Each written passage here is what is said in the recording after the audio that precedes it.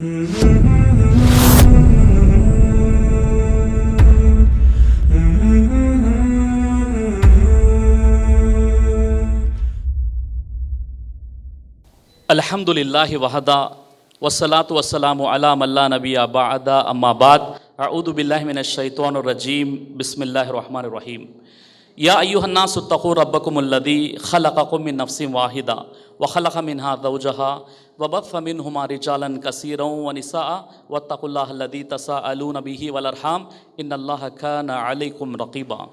क़ाल रसूलुल्लाहि सल्लल्लाहु अलैहि वसल्लम अन्निकाहु मिन सुन्नती फमन रग़िब अन सुन्नती फ़लैसा मिन्नी रब्बिश्रह लि सदरी व यस्सिर लि अम्री वहल्लुल उक़दतम मिन लिसानी यफ़क़हू क़ौली। నేడు తాళ్ళపూడి అబూబకర్ మజీద్ ఎడ్యుకేషనల్ వెల్ఫేర్ సొసైటీ వారు ఏర్పాటు చేసినటువంటి ఈ ఆధ్యాత్మిక సమావేశం నేటి నా యొక్క అంశం వరకట్నం వర్సెస్ వధుకట్నం. బహుశా మీరు వాట్సాప్ గ్రూప్స్లో సోషల్ మీడియాలో మీకు ఇచ్చినటువంటి కరపత్రాల్లో మీరు చూసి ఉంటారు, వరకట్నం వర్సెస్ వధుకట్నం ఏంటండి, ఈ టాపిక్ ఏంటి అనేటటువంటి ఒక ఆలోచన కూడా బహుశా మీ యొక్క గ్రహణ పరిధిలోకి రావచ్చు. అయితే సోదర మహాశయులారా, వరకట్నం అంటే ఏంటి, వధుకట్నం అంటే ఏంటి? వరకట్నం అంటే వివాహం సందర్భంగా వధువు వరుడికి ఇచ్చేటటువంటి ధనాన్ని, కానుకలను, డబ్బును, నగదును, స్థలాలను వరకట్నం అని అంటారు.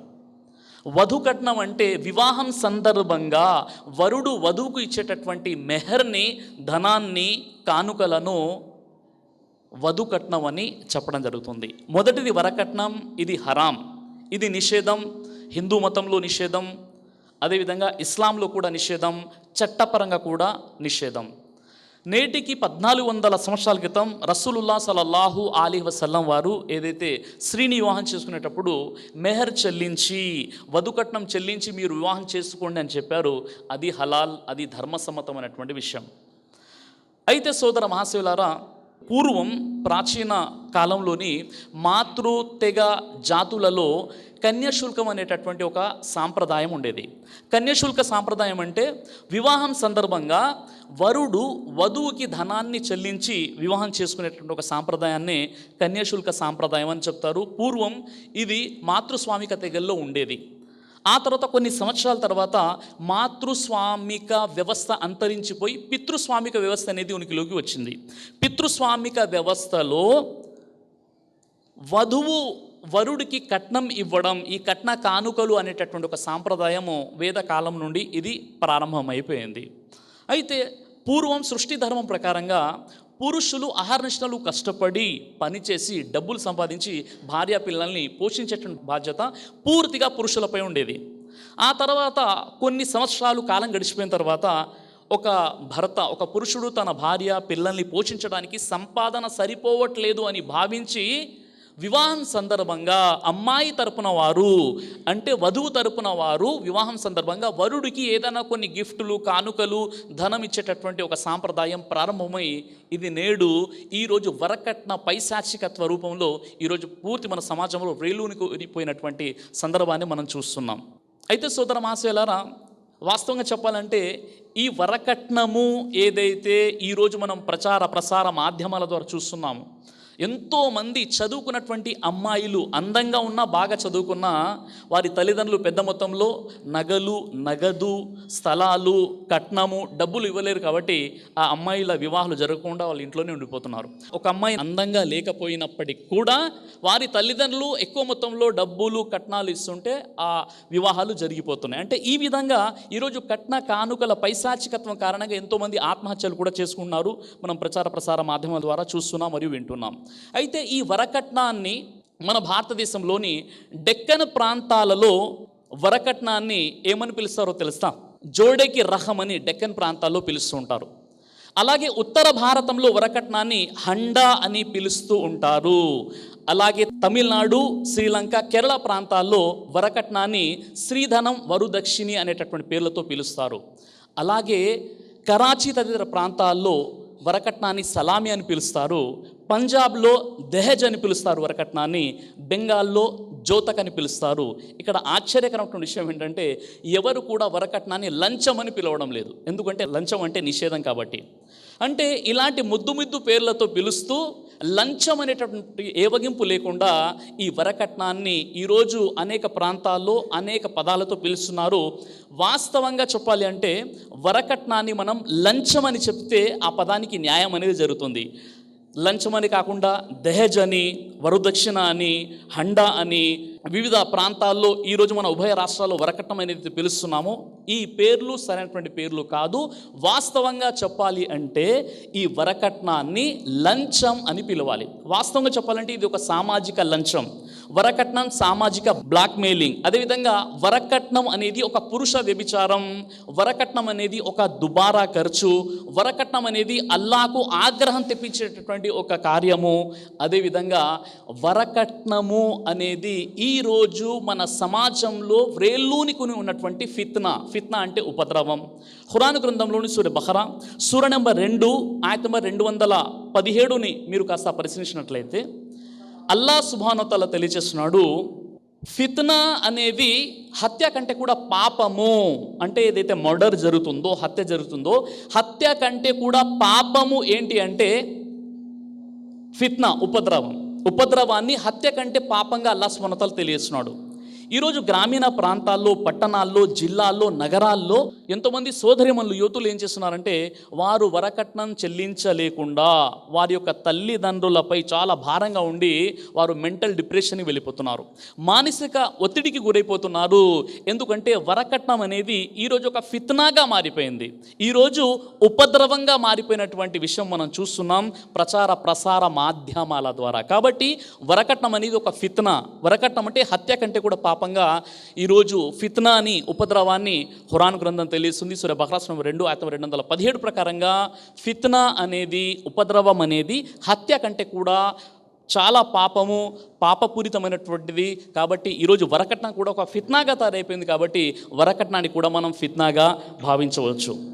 మరో విధంగా చెప్పాలంటే వరకట్నం అనేది దుబారా ఖర్చు. ఎందుకంటే ఇది అనవసరంగా చేసేటువంటి ఖర్చుని ఇస్లాంలో ఖురాన్ తెలియజేస్తుంది. సూర బనీ ఇస్రాయిల్ సూర నెంబర్ 17 ఆయత నెంబర్ 27ని మీరు కాస్త పరిశీలించినట్లయితే దుబారా ఖర్చు చేసేవాడు శైతాన్ యొక్క సోదరుడు అని స్వతహాగా అల్లాహ్ సుబ్హానహు వ తఆలా ఖురాన్లో తెలియజేస్తున్నాడు. కాబట్టి వరకట్నం అనేది ఒక దుబారా ఖర్చు. అలాగే ఖురాన్ గ్రంథంలోని సూర నిసా 4 ఆయత నంబర్ 29 అల్లాహ్ సుబ్హానహు వ తఆలా తెలియజేస్తున్నాడు, యా అయ్యుహల్లదీన ఆమను లా తకూను అమ్వాలకుం బైనకుం బిల్ బాతిల్. అల్లాహ్ సుబ్హానహు వ తఆలా తెలియజేస్తున్నాడు, ఓ విశ్వాసులారా ఇతరుల సొమ్మును అక్రమమైనటువంటి పద్ధతిలో మీరు తినకండి అని సూర నిసా 4 ఆయత 29 తెలియజేస్తున్నాడు. ఎవరైతే వరకట్నం అడుగుతున్నారో, వరకట్నము తీసుకున్నారో వారు అక్రమ పద్ధతుల్లో డబ్బుని తింటున్నారు అని ఖురాన్ చాలా స్పష్టంగా ఈ విషయాన్ని తెలియజేస్తుంది. అయితే సోదర మహాశయులారా, వరకట్నం అనేది కేవలము సృష్టికర్తనటువంటి అల్లాహ్ పంపించినటువంటి చట్టంలో మాత్రమే హరాం కాదు. వరకట్నం అనేది భారత రాజ్యాంగంలో కూడా పాపమే, తప్పే, దోషమే. చూడండి, సృష్టికర్తనటువంటి అల్లాహ్ మనకంటూ ఒక చట్టం ఇచ్చాడు, అదే ఖురాన్. ఇక్కడ ఉన్నటువంటి భారత రాజ్యాంగంలో ఇండియన్ కాన్స్టిట్యూషన్ ఉంది, భారత రాజ్యాంగ చట్టం ఉంది. భారత రాజ్యాంగం చట్టం వెలుగులో కూడా వరకట్నం అనేది నిషేధితం. మీరు ఈ విషయాన్ని కాస్త చూసినట్లయితే ది డౌరీ ప్రొహిబిషన్ యాక్ట్ 1961 కథనం ప్రకారంగా ఈ 1961లో ప్రవేశపెట్టినటువంటి ది డౌరీ ప్రొహిబిషన్ యాక్ట్ చెప్పే విషయం ఏంటంటే వరకట్నాన్ని నిషేధించడానికి ఒక చట్టాన్ని తీసుకురావడం జరిగింది. ఈ వరకట్న నిషేధిత చట్టం ప్రకారంగా కట్నము ఇచ్చినా, కట్నము తీసుకున్నా, కట్నము అడిగినా, కట్నం కోసం ప్రకటన చేసినా వీరంతా కూడా దోషులుగా, నేరస్తులుగా పరిగణించబడతారు.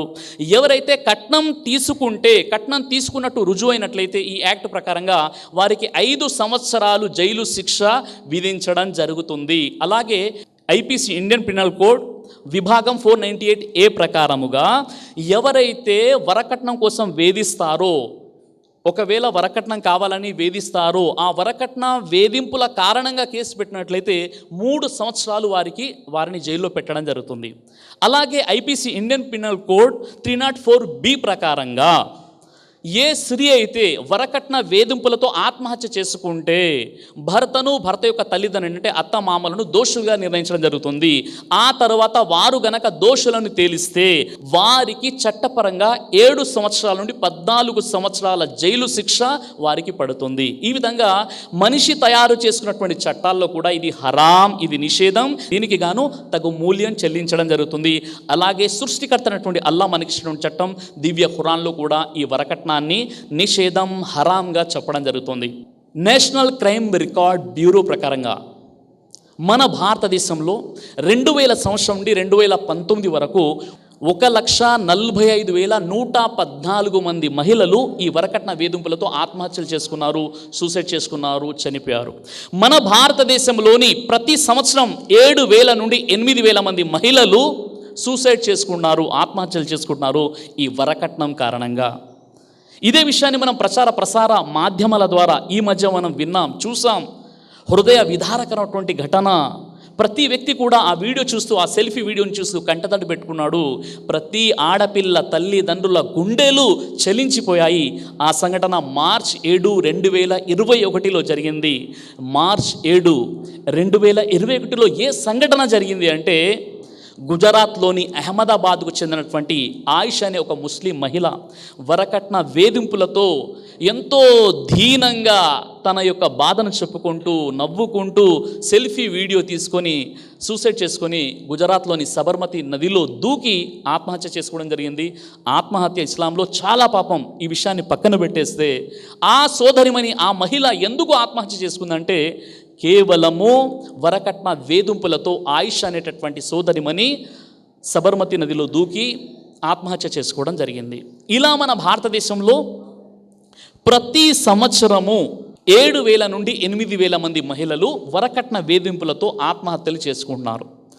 సోదర మహాశయులారా, ఇస్లాం ధర్మంలో పురుషుణ్ణి స్త్రీలకు అధికారులుగా చేయడం జరిగింది. పురుషులను ఖవ్వామ్ అని చెప్పడం జరిగింది ఇస్లాం ధర్మంలో. అల్లాహు అక్బర్. ఖవ్వామ్ అంటే ఎవరు? అధికారి. ఎవరికి అధికారి? స్త్రీలకు పురుషులు అధికారులు అని అల్లాహ్ ఎందుకు అన్నాడు? ఖురాన్ చదవండి. ఖురాన్లో సూరా నిసా నంబర్ 4 ఆయత నంబర్ 34లో అల్లాహ్ అంటున్నాడు, పురుషులు స్త్రీలకు అధికారులు. ఎందుకంటే అల్లాహ్ ఒకరికి ఇంకొకరిపై విశిష్టతను ప్రసాదించాడు. మరియు పురుషులు స్త్రీలపై ఖర్చు చేస్తారు కాబట్టి గుణవంతులైనటువంటి స్త్రీలు భర్తలకు విధేయత చూపుతారు. అల్లాహు అక్బర్. సూరా నిసా నంబర్ 4 ఆయత నంబర్ 34లో అల్లాహ్ సుబ్హానహు వ తఆలా తెలియజేస్తున్నాడు. ఆ విషయం ఏంటంటే పురుషులు ఎవరైతే ఉన్నారో, మగ పుట్టుక పుట్టినటువంటి పురుషులు ఎవరైతే ఉన్నారో వారు స్త్రీలకు అధికారులు. ఎందుకు అయ్యా, ఎందుకు అధికారులు అంటే అల్లాహ్ సుబ్హానహు వ తఆలా తెలియజేస్తున్నాడు, మీరు పురుషులు భర్తలు భార్యలపై ఖర్చు చేస్తారు, స్త్రీలపై ఖర్చు చేస్తారు. ఖర్చు చేసినప్పుడు వాళ్ళు ఏం చేస్తారు? మీకు విధేయత చూపుతూ గుణవంతులైనటువంటి స్త్రీలు భర్తలకు విధేయత చూపుతారు. భార్యలు విధేయత చూపాలి అంటే భర్తలు వారిపై ఖర్చు పెట్టాలి అని, అందుకే పురుషులను ఖవ్వామ్ అధికారులని చెప్పడం జరిగింది ఖురాన్లో. ఒకవేళ వారిపై మీరు ఖర్చు పెట్టకుండా వ్యతిరేకంగా మీరు తీసుకున్నట్లయితే ఏమవుతారు? మీరు ఖవ్వామ్ అన్నారు, మీపై వారు ఖవ్వామ్గా పరిగణించబడతారు, మీపై వారు అధికారులు అవుతారు. ఒకవేళ వారు మీపై ఖర్చు పెట్టినట్లయితే ఇప్పుడు మీరు అధికారులు ఎందుకు? మీరు వారిపై ఖర్చు పెడుతున్నారు కాబట్టి. అల్లాహు అక్బర్.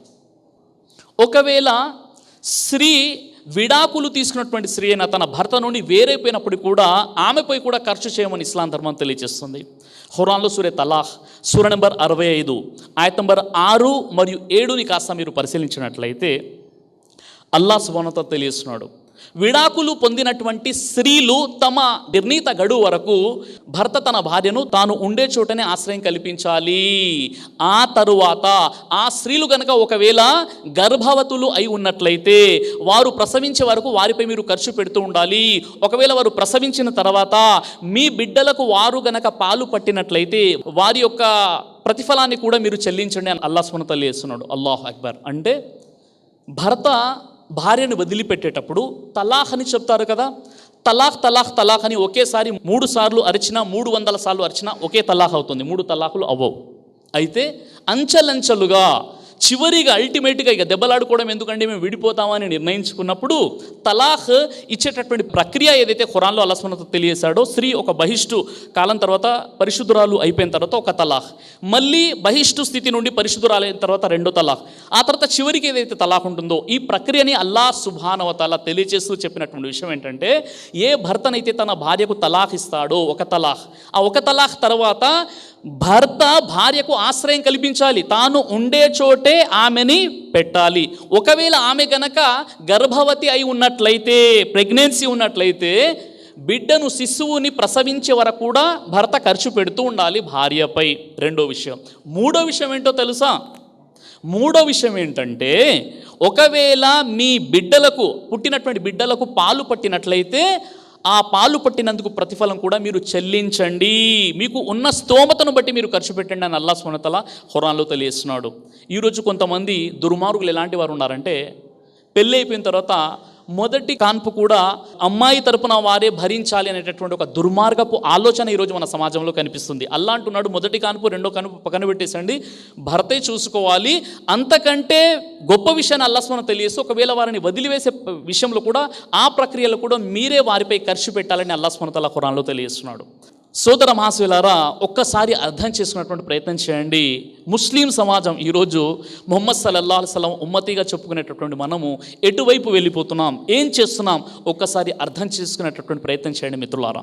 సోదర మహాశయులారా, ఈరోజు ఆడపిల్లల పెళ్ళి అంటే ఆడపిల్లల తల్లిదండ్రులకు ఒక పీడకలగా మిగిలిపోతుంది. మనం చూస్తున్నాం, ఆడపిల్లలు పుట్టడమే అభిశాపంగా, ఆమె మనుగడయే సమాజానికి పెనుభారంగా భావిస్తున్నారు. అల్లాహు అక్బర్. ఆడపిల్ల పుట్టిందంటే మైనస్ పుట్టింది, మైనస్ పుట్టింది, మైనస్ పుట్టిందని అరుస్తున్నారు. ఒరేయ్, అబద్ధాలు చెప్పకురా, అబద్ధాలు చెబితే ఆడపిల్లలు పుడతారు అనే సామెత ఎందుకు వచ్చిందండి? అన్ని కష్టాలు పడతారు కాబట్టి ఈరోజు ఈ యొక్క సామెతను ఉపయోగిస్తున్నారు. ఆడపిల్ల పుట్టిందంటే మైనస్ పుట్టిందంటున్నారు. నేటికి 1400 సంవత్సరాల క్రితం రసూలుల్లాహ్ సల్లల్లాహు అలైహి వసల్లం వారు ఎవరైతే ఇద్దరు ఆడపిల్లల్ని కని పెంచి విద్యాబుద్ధులు నేర్పించి వారికి గనక ఒక మంచి సంబంధం చూసి పెళ్లి చేస్తే వారు నేను స్వర్గంలో ఉంటాము అని ఈ విధంగా తన చూపుడు వేలు మధ్యవేలుని చూపించారు ప్రవక్త ముహమ్మద్ సల్లల్లాహు అలైహి వసల్లం వారు. కానీ ఈరోజు షరియత్కి వ్యతిరేకంగా మనోవాంఛలకు బానిసలైపోయి, ముస్లిమేతర ఆచార సాంప్రదాయాలకు ప్రభావితులైపోయి, లేనిపోని ఆడంబరాలకు వెళ్ళిపోయి ఈరోజు తాకట్టు డబ్బులతో ఫంక్షన్లు చేయడం, ఎంగేజ్మెంట్ వేడుకలు, ఆర్కెస్ట్రాలు, వివాహాలు, మితిమీరిన మేకప్లు, ఈ విధంగా శరీరం పూర్తిగా సెహరా పూలేసేస్తారు. అబ్బాయికి నౌషాకి వరుడికి ఏ విధంగా పూలు వేసేస్తారంటే ఇద్దరు పట్టుకుంటారు. ఒకవేళ పూలు వేసిన తర్వాత ఇద్దరు పట్టుకొని దారి చూపించినట్లయితే పడిపోతే మూతి పళ్ళు మొత్తం రాలిపోతాయి. ఆ విధంగా మొత్తం పూలు వేసేస్తారు. ఇలాంటి సాంప్రదాయాలు మనం చూస్తున్నాం కదండి. ఇలాంటి పరిస్థితులు మన సమాజంలో చూస్తున్నాం. ఇవన్నీ కూడా సున్నతికి, ధర్మానికి వ్యతిరేకమైనటువంటి పనులు ఈరోజు మనం చూస్తున్నాం మిత్రులారా. అల్లాహు అక్బర్. ఈరోజు ఆడపిల్లలు వారి యొక్క తల్లిదండ్రులు ఆడపిల్లలకు పెళ్ళిళ్ళు చేయాలంటే వారి గుండెల్లో కొండంత బరువు. ఆడపిల్ల పుట్టగానే అయ్యో మా ఆస్తులు అమ్ముకోవాలి, మేము తాకట్టు డబ్బులు తీసుకొచ్చి మా పిల్లల పెళ్ళి చేయాలేమో, మేము ఎంత చదివించినప్పటికీ కూడా ఆ లెవెల్లో మేము సంబంధం చూడాలంటే మేము ఎంత కట్న కానుకలు చెల్లించుకోవాలో అని అమ్మాయి పుట్టినప్పటి నుండి అమ్మాయి తరపున తల్లిదండ్రుల గుండెల్లో పెద్ద భారం అనేది కనిపిస్తుంది. ఈరోజు మిత్రులారా, ఈరోజు ఆడపిల్లల పెళ్ళి అనగానే ముందు కట్నాలు, లక్షల రూపాయల కట్నాలు, బోలెడన్ను కానుకలు, పట్టే మంచం, బీరువాలు, ఫర్నిచరు, టీవీ, ఆ తర్వాత బైకు, ఫ్లాటు, ఈ విధంగా చూసినట్లయితే అనేక రకాలుగా కట్న కానుకలు పెళ్ళి అనగానే గుర్తొస్తాయి. ఆ తర్వాత మిత్రులారా, ఎప్పుడైతే పెళ్ళి కోసం అమ్మాయిని చూడడానికి అబ్బాయి తరపున వారు వస్తారో అప్పటి నుండి ఖర్చు అనేది ప్రారంభమవుతుంది. ఎప్పుడైతే అమ్మాయిని చూడడానికి అబ్బాయి తరపున వారు వస్తారో ఒక 20 మందికి ఖరీదైనటువంటి బిర్యానీలు ఏర్పాటు చేయాలి. ఆ తర్వాత మంగ్ని అనేటటువంటి ఒక వేస్ట్ కార్యక్రమాన్ని ఏర్పాటు చేస్తుంటారు. మంగ్నీలో ఏం చేస్తారు, 200 నుండి 300 మందికి బిర్యానీలు, పలావులు ఏర్పాటు చేసి పెట్టాలి. ఈ మంగ్ని తర్వాత అయినా పెళ్ళి అవుతుందంటే పెళ్ళి జరగదు. మళ్ళీ ఏముంటుందో తెలుసా, శుక్రానేకి రివాజ్ అనేది ఒకటి ఉంది. శుక్రానేకి రసం ఎప్పుడు చేస్తారు? శుక్రానేకి రసం పెళ్లి రాత్రి రోజు అమ్మాయి అబ్బాయి పెళ్లి కంటే ఒక రోజు ముందు రాత్రి శుక్రానేకి రసం చేయడం జరుగుతుంది. ఈ శుక్రానేకి రసం పేరుతో అబ్బాయి తరపున బంధువులందరికీ కూడా బిర్యానీలు పలావులు ఏర్పాటు చేయాలి. ఖర్చు అంతా కూడా అమ్మాయి వారే భరించాలి. ఆ తర్వాత ఖర్చు పూర్తవుతుందా? పూర్తవ్వదు. ఏమవుతుంది? నెక్స్ట్ డే వివాహం సందర్భంగా ఏం జరుగుతుంది? అబ్బాయి తరపున వచ్చేటటువంటి బంధువులందరికీ కూడా టిఫిన్ అల్పాహారాలు పలావులు పెట్టాలి, ఉదయం టిఫిన్లు పెట్టాలి. అంతటితో సరిపోతుందా? సరిపోదు. ఇంకేం ఖర్చు అండి అని ఆశ్చర్యం వ్యక్తం చేస్తున్నారా? ఇంకా చాలా విషయాలు ఉన్నాయి. అదేంటి? బంధువుల తరపు నుండి ఫంక్షన్ హాల్ దగ్గర హోటల్ దిగుతారు, హోటల్ గదులు కావాలండి, హోటల్ గదులు ఏర్పాటు చేయాలి, 1000 రూపాయలు అక్కడ ఖర్చు పెట్టాలి. అంతటితో సరిపోతుందా? సరిపోదు. ఒక సేవకుని ఏర్పాటు చేయాలి, వారు అడిగిన ఫ్రూట్స్ జ్యూస్ అల్పాహారాలన్నీ తీసుకొస్తూ ఉండాలి. ఏ మాత్రం తేడా వచ్చినా సూటి పోటి మాటలతో బుల్లెట్లా తమ మాటలు పేలుస్తూ ఉంటారు. అంతటితో సరిపోతుందా అంటే అంతటితో సరిపోదు. ఏం జరుగుతుంది? నిఖా సందర్భంగా ఒక పెద్ద లిస్ట్ ఇవ్వడం జరుగుతుంది. ఆ పెద్ద లిస్టులో ఉన్నటువంటి విషయం ఏంటంటే చికెన్ ఫ్రై ఉంటుంది, గల్బోటి గోంగూర తప్పనిసరిగా ఉంటుంది ఆంధ్రాలో, అదేవిధంగా మటన్ బిర్యానీ పెట్టవలసిందే, అదేవిధంగా కొన్ని రకాల స్వీట్లు వారికి ఏర్పాటు చేయాలి. ఈ విధంగా నిఖా రోజు భోజనాల ఖర్చంతా అమ్మాయి తరపున వారే భరించాలి. ఇక అయిపోయిందండి అని ప్రశాంతంగా ఉంటున్నారా? ఉండేటటువంటి ఆస్కారమే లేదు. అదేంటండి మళ్ళీ ఏం ఖర్చు ప్రారంభమవుతుందంటే మళ్ళీ సెకండ్ డే వలిమా రోజు అల్లుడు గారికి బోలెడన్ని కానుకలు సమర్పించుకోవాలి. ఆయన స్టేజ్ పై నిలబడి ఉంటాడు, సూటు బూటు వేసుకుంటారు. ఈ సూటు బూటు కూడా అల్లుడు వలిమా రోజు వేసుకునే సూటు బూటు కూడా అమ్మాయి తరపున వారే ఇవ్వాలి. అక్కడికైనా సరిపోతుందా? సరిపోదు. తర్వాత ఏముంటుందో తెలుసా?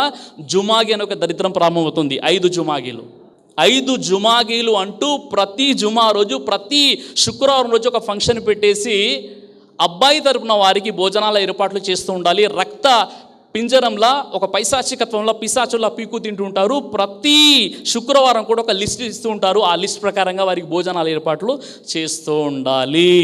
ఇప్పటికీ అమ్మాయి యొక్క పెళ్ళి అంటే ఇప్పటికీ సమాప్తమైందండి అని అనుకుంటున్నారా? ఇప్పుడు కూడా కాలేదు. ఆ తర్వాత ఉన్నటువంటి ఆచారం ఏంటో తెలుసా? మొదటి ఈద్ అని ప్రారంభమవుతుంది.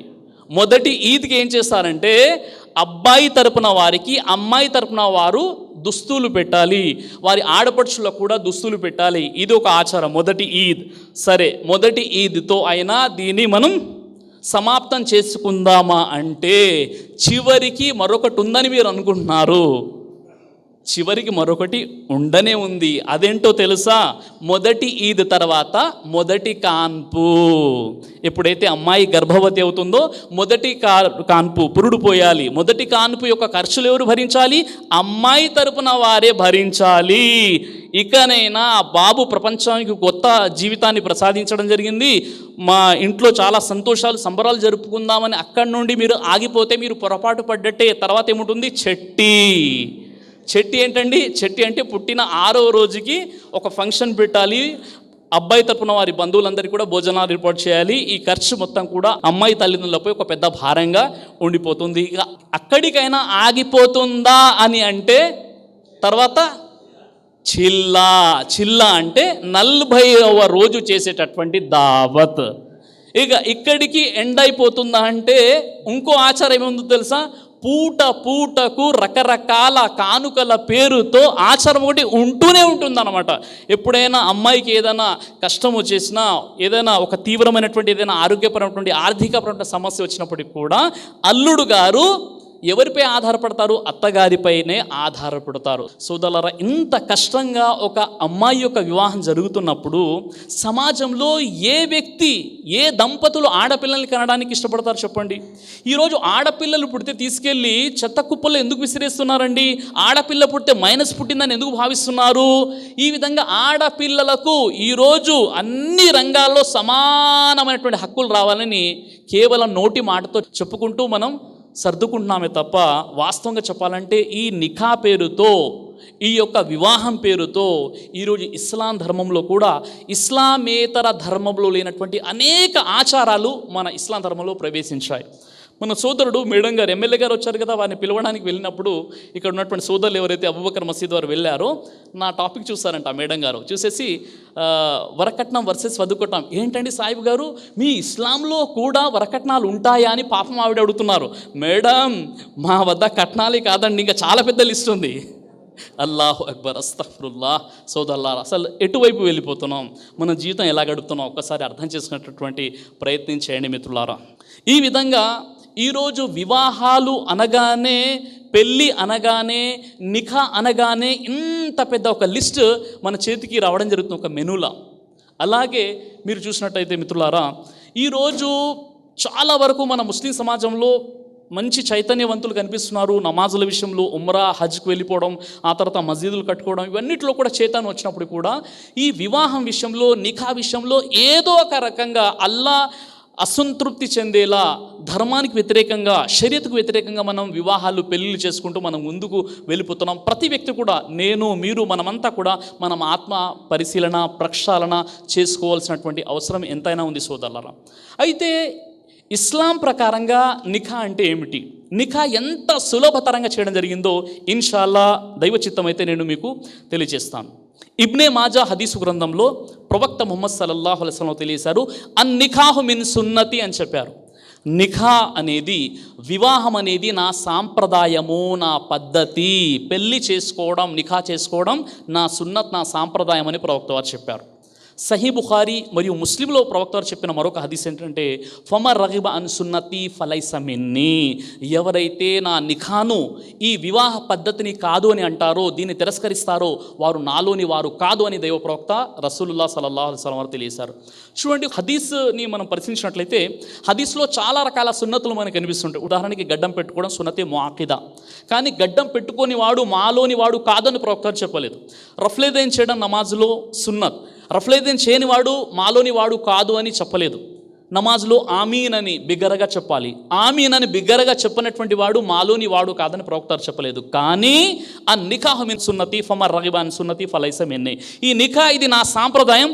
ఎవరైతే దీన్ని తిరస్కరిస్తారో, దీన్ని కాదు అని అంటారో, దీన్ని అవలంబించరో, దీనికి ప్రాముఖ్యత వహించరో, వారు మాలోని వారు కాదని చెప్పినటువంటి ఏకైక హదీస్ ఇక్కడ మీకు కనిపిస్తుంది. అల్లాహు అక్బర్. దీని యొక్క ప్రాముఖ్యత బైహకీ హదీసు గ్రంథంలో ప్రవక్త రసూలుల్లాహ్ సల్లల్లాహు అలైహి వసల్లం వారు తెలియజేసినటువంటి విషయం ఏమిటంటే, ఎవరైతే వివాహం చేసుకుంటారో వారి సగధర్మం పూర్తయినట్లే, మిగతా సగధర్మం విషయంలో వారు అల్లాహకు భయపడుతూ ఉండాలి అని దైవ ప్రవక్త వారు చెప్పారు. అల్లాహు అక్బర్. ఉదాహరణకి ఇస్లాం ధర్మంలో సాఫల్యం పొందాలి అంటే 100 మార్క్స్ ఉన్నాయనుకోండి.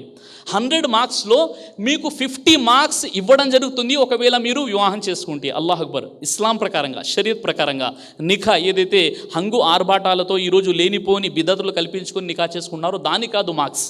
ఎవరైతే సున్నత్ ప్రకారంగా వైవాహిక జీవితాన్ని ప్రారంభిస్తారో వారికి 50 మార్క్స్ ఇవ్వడం జరుగుతుంది. ఇక స్వర్గానికి వెళ్ళడానికి ఇంకెన్ని మార్క్స్ కావాలండి?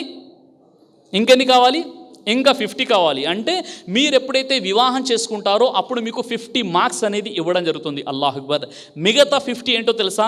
నమాజ్, రోజా, జకాత్, హజ్, తల్లిదండ్రుల హక్కులు, పొరుగువారి హక్కులు, ఇతర ఆరాధన విషయాలు ఏవైతే ఉన్నాయో అవి మిగతా 50 మార్క్స్ ఇవ్వడం జరిగింది. కేవలం 50 మార్క్స్ అంటే ధర్మంలో సగభాగం నీది ఎప్పుడు పూర్తవుతుందంటే ఎప్పుడైతే నువ్వు నిఖా చేసుకుంటావు, వివాహం చేసుకుంటావు. అల్లాహ్ అక్బర్. ఇంత గొప్ప విషయాన్ని దైవ ప్రవక్త సల్లల్లాహు అలైహి వసల్లం వారు తెలియజేశారు. అందుకే చూడండి, ఈ ప్రపంచంలో అత్యంత గొప్ప వ్యక్తులు, మహానుభావులు, మహనీయులు ఎవరు అంటే ప్రవక్తలు. ప్రవక్తలు కూడా తమ వైవాహిక జీవితాన్ని గడిపారు. వారు కూడా వివాహాలు చేసుకున్నారు, వారికి కూడా పిల్లలు పుట్టారు, వారు కూడా ఆలుబిడ్డలు కలిగినటువంటి వారే అని అల్లాహ్ సుబ్హానహు వ తఆలా ఖురాన్లో తెలియజేస్తున్నాడు. ఖురాన్లో సూరా అర్రాద్ సూరా నంబర్ 13 ఆయత నంబర్ 38లో, ఓ ప్రవక్త ముహమ్మద్ సల్లల్లాహు అలైహి వసల్లం, నీకు పూర్వం మేము ఎంతమందిని అయితే ప్రవక్తలను పంపించామో వారంతా కూడా ఆలుబిడ్డలు కలిగినటువంటి వారే. ఈ భూమండలంపై వచ్చినటువంటి రమారమి 1,24,000 మంది దైవ ప్రవక్తల్లో వారందరూ పెళ్లిళ్ళు చేసుకున్నారు, వారికి కూడా ఆలుబిడ్డలు ఉన్నారు. ప్రవక్తలు మహనీయులు, గొప్ప వ్యక్తులు, పుణ్యపురుషులు. అలాంటి గొప్ప వ్యక్తులు ఏ ప్రొఫెసర్ కాదు, ఏ సైంటిస్ట్ కాదు, ఏ డాక్టర్ కాదు. అలాంటి గొప్ప ఋషులు దైవ ప్రవక్తలు వివాహం చేసుకున్నారు. చివరికి హదీస్లో చెప్పడం జరిగింది, ఈసా అలైహిస్సలాం, యేసుక్రీస్తు వారు రెండవ రాకడ వచ్చినప్పుడు ఆయన కూడా పెళ్లి చేసుకుంటారు అని దైవ ప్రవక్త ముహమ్మద్ సల్లల్లాహు అలైహి వసల్లం వారు తెలియజేశారు. కాబట్టి దైవ ప్రవక్తలు ఎవరైతే ఉన్నారో వారు కూడా తమ వైవాహిక జీవితాన్ని గడిపినటువంటి వారే. ప్రవక్తలంతా కూడా ఆలుబిడ్డలు కలిగినటువంటి వారని అల్లాహ్ సుబ్హానహు వ తఆలా ఖురాను గ్రంథంలో తెలియజేస్తున్నాడు. సోదరులారా, మరి అలాంటి వివాహాన్ని ఎవరైతే నాకు పెళ్ళంటే ఇష్టం లేదండి, ఇక పెళ్ళి అంటే నాకు చాలా చికాకండి అని ఎవరైతే అంటూ ఉంటారో వారికి సగధర్మాన్ని వారు తిరస్కరిస్తున్నట్లుగా. ఇస్లాంలో రుహ్బానియత్ లేదు, బ్రహ్మచార్యం సన్యాసత్వం అనేది ఇస్లాం ధర్మంలో లేదు. లేదంటే నేను చాలా పరిశుద్ధునిగా ఉండాలనుకున్నాను, వివాహం నాకు వద్దంటే నువ్వు అపరిశుద్ధుడుగా పరిగణించబడతావే తప్ప పరిశుద్ధుడుగా నువ్వు పరిగణించబడవు. ఎందుకంటే వివాహం చేసుకోవడం తప్పనిసరి. ఈరోజు రుహ్బానియత్ అనేది బ్రహ్మచార్యం, నన్స్గా ఉండిపోవడం, తర్వాత దీదిగా ఉండిపోవడం. ఈ దీదిగా ఉన్నవారు, నన్స్గా ఉన్నవారు వీరు తమ యొక్క ప్రకృతికి విరుద్ధంగా వెళ్ళినప్పుడు అనేక అక్రమ సంబంధాలు. అదేవిధంగా ఈరోజు ఇంటర్నెట్ని ఉపయోగించే ప్రతి ముగ్గురులో ఒకరు పోర్నోగ్రఫీ చూస్తున్నారు, అశ్లీల చిత్రాలను చూస్తున్నారు. ఎందుకంటే సమయానికి పెళ్లి చేసుకోని కారణంగా అనేక చెడుల వలయంలో వారు సతమతమైపోయి చిక్కుకొని ఉన్నటువంటి సంఘటనలు అనేక రకాల ప్రచార ప్రసార మాధ్యమాల ద్వారా మనం చూస్తున్నాం మరియు వింటున్నాం. కాబట్టి ఇస్లాంలో సన్యాసత్వము, బ్రహ్మచార్యం, నన్స్, దీది అనేటటువంటి కాన్సెప్ట్ ఇస్లాంలో లేదు. తప్పకుండా ఇస్లాంలో వివాహం నిఖా అనేది చేసుకోవాలి. మీరు నిఖా చేసుకుంటేనే మీ సగ ధర్మం అనేది పూర్తవుతుంది. మీరు నిఖా చేసుకొని భార్య పిల్లల్ని పోషించడానికి ఆ మార్గంలో మీరు కనుక కష్టపడినట్లయితే అది కూడా మీ పాలిట సదఖాగా పరిగణించబడుతుంది. మీ జన్నతులో, స్వర్గంలో ఉన్నతమైనటువంటి స్థానాలు పొందాలంటే మీరు మీ భార్య పిల్లలపై మీరు ఖర్చు పెట్టాలి. మీరు ఖర్చు పెట్టేటటువంటి ప్రతి రూపాయి కూడా మీకు పుణ్యం లభిస్తుందని దైవ ప్రవక్త రసూలుల్లాహ్ సల్లల్లాహు అలైహి వసల్లం వారు ఈ విషయాన్ని తెలియజేశారు. మరి ఇలాంటి ముఖ్యమైనటువంటి ఈ నిఖా, ఈ వివాహం విషయంలో మన యూత్, మన నౌజవాన్ ఎవరైతే ఉన్నారో, మన యువతి యువకులు ఆలస్యం చేస్తున్నారు, చాలా ఆలస్యం చేస్తున్నారు. నిఖా అనగానే ఏమంటున్నారో తెలుసా? నిఖా అనగానే ఈరోజు మన యూత్ ఒక ట్రెండ్ ఫాలో అవుతున్నారు. అదేంటంటే 4 అంకెల 5 అంకెల శాలరీ రానంత వరకు మేము వివాహం చేసుకోమండి, లక్షల రూపాయలు బ్యాంక్ బ్యాలెన్స్ ఉండనంత వరకు మేము నిఖా చేసుకోమండి, మాకంటూ ఒక సొంత ఇల్లు ఉండే వరకు మేము నిఖా చేసుకోమండి, మాకంటూ ఒక గొప్ప క్వాలిఫికేషన్ ఉండనంత వరకు మేము నిఖా చేసుకోమండి అని కొంతమంది చాలా గట్టిగా డిబేట్ కూడా చేస్తుంటారు. ఎందుకు? మేము సెటిల్ అయిపోవాలండి, ముందు మా సెటిల్మెంట్ జరగాలి, మేము సెటిల్ అయిపోయిన తర్వాత అప్పుడు మేము నిఖా చేసుకుంటాము, మేము మా కాళ్ళపై మేము నిలబడ్డ తర్వాతే నిఖా చేసుకుంటాము, ఇప్పుడేమో మీరు చేతుల మీద నిలబడుతున్నట్టుగా చాలామంది చెప్తుంటారు ఈ విషయాన్ని. నిజంగా చెప్పాలి అంటే ఎవరైతే నిఖా ఆలస్యంగా చేసుకున్నారో, నిఖా చేసుకోవడం లేదో వారు చెప్పే విషయం ఏంటంటే జీవితంలో మేము డబ్బులు సంపాదించాలండి, మా దగ్గర డబ్బులు ఉండాలి, ధనం ఉండాలి, అప్పుడే మేము నిఖా చేసుకుంటామని కొంతమంది అంటున్నారు. మిమ్మల్ని, నన్ను, మనందరినీ పుట్టించినటువంటి అల్లాహ్ సుబ్హానహు వ తఆలా ఏమంటున్నాడో చూడండి. ఖురాన్ మీరు వెళ్ళిన తర్వాత ఈ రెఫరెన్స్ గుర్తుపెట్టుకోండి, రాసుకోండి, చదవండి. ఖురాన్లో సూర నూర్, సూర నెంబర్ 24 ఆయత నెంబర్ 32లో అల్లాహ్ సుబ్హానహు వ తఆలా ఎంత గొప్ప విషయాన్ని తెలియజేస్తాడో చూడండి. ఈ విషయాన్ని ఎందుకు చెప్తున్నాను? ఎవరైతే మేము ధనవంతులుగా అయిపోయిన తర్వాత, డబ్బు సంపాదించిన తర్వాత, సెటిల్ అయిన తర్వాత నిఖా చేసుకుంటామండి అని వయసు పైబడినప్పటికీ కూడా చెడు వలయంలో చిక్కుకొని చెడు పనుల్లో ఉండిపోతున్నారు. నేను చెప్పాను కదా, ఇంటర్నెట్ ఉపయోగించే ప్రతి ముగ్గురులో ఒకరు పోర్నోగ్రఫీ, అశ్లీల చిత్రాలు చూస్తున్నారు. ఎందుకు? వివాహం సమయమైపోయింది, వివాహం చేసుకోవడం లేదు, తద్వారా చెడు మార్గాల వైపున వెళ్తున్నారు, అనేక రకాల మార్గాల్లో వెళ్తున్నారు. సోదరిమణులు ఉన్నారు, ప్రతి విషయం చెప్పడం నేను సమంజసంగా భావించడం లేదు. అయితే ఎవరైతే మేము సెటిల్ అయిపోయిన తర్వాత, డబ్బులు సంపాదించిన తర్వాత వివాహం చేసుకుంటాం, మేము మా కాళ్ళపై నిలబడిన తర్వాతే నిఖా చేసుకుంటామండి అని ఎవరైతే అంటున్నారో దానికి సమాధానంగా మిమ్మల్ని, నన్ను, మనందరినీ పుట్టించినటువంటి అల్లాహ్ చెప్పే విషయం ఏంటో తెలుసా? ఖురాన్లోని సూర నూర్, సూర నెంబర్ 24 ఆయత నెంబర్ 32లో అల్లాహ్ అంటున్నాడు, మీలో వివాహం కాకుండా ఉన్నటువంటి స్త్రీ పురుషుల వివాహాలు మీరు జరిపించండి, మంచి నడవడిక కలిగినటువంటి మీ బానిస స్త్రీల వివాహాలు కూడా జరిపించండి. ఒకవేళ వారు గనక పేదవారై ఉంటే అల్లాహ్ తన కరుణతో వారిని ధనవంతులుగా చేస్తాడు. సుబ్హానల్లాహ్, అల్లాహ్ పరిశుద్ధుడు.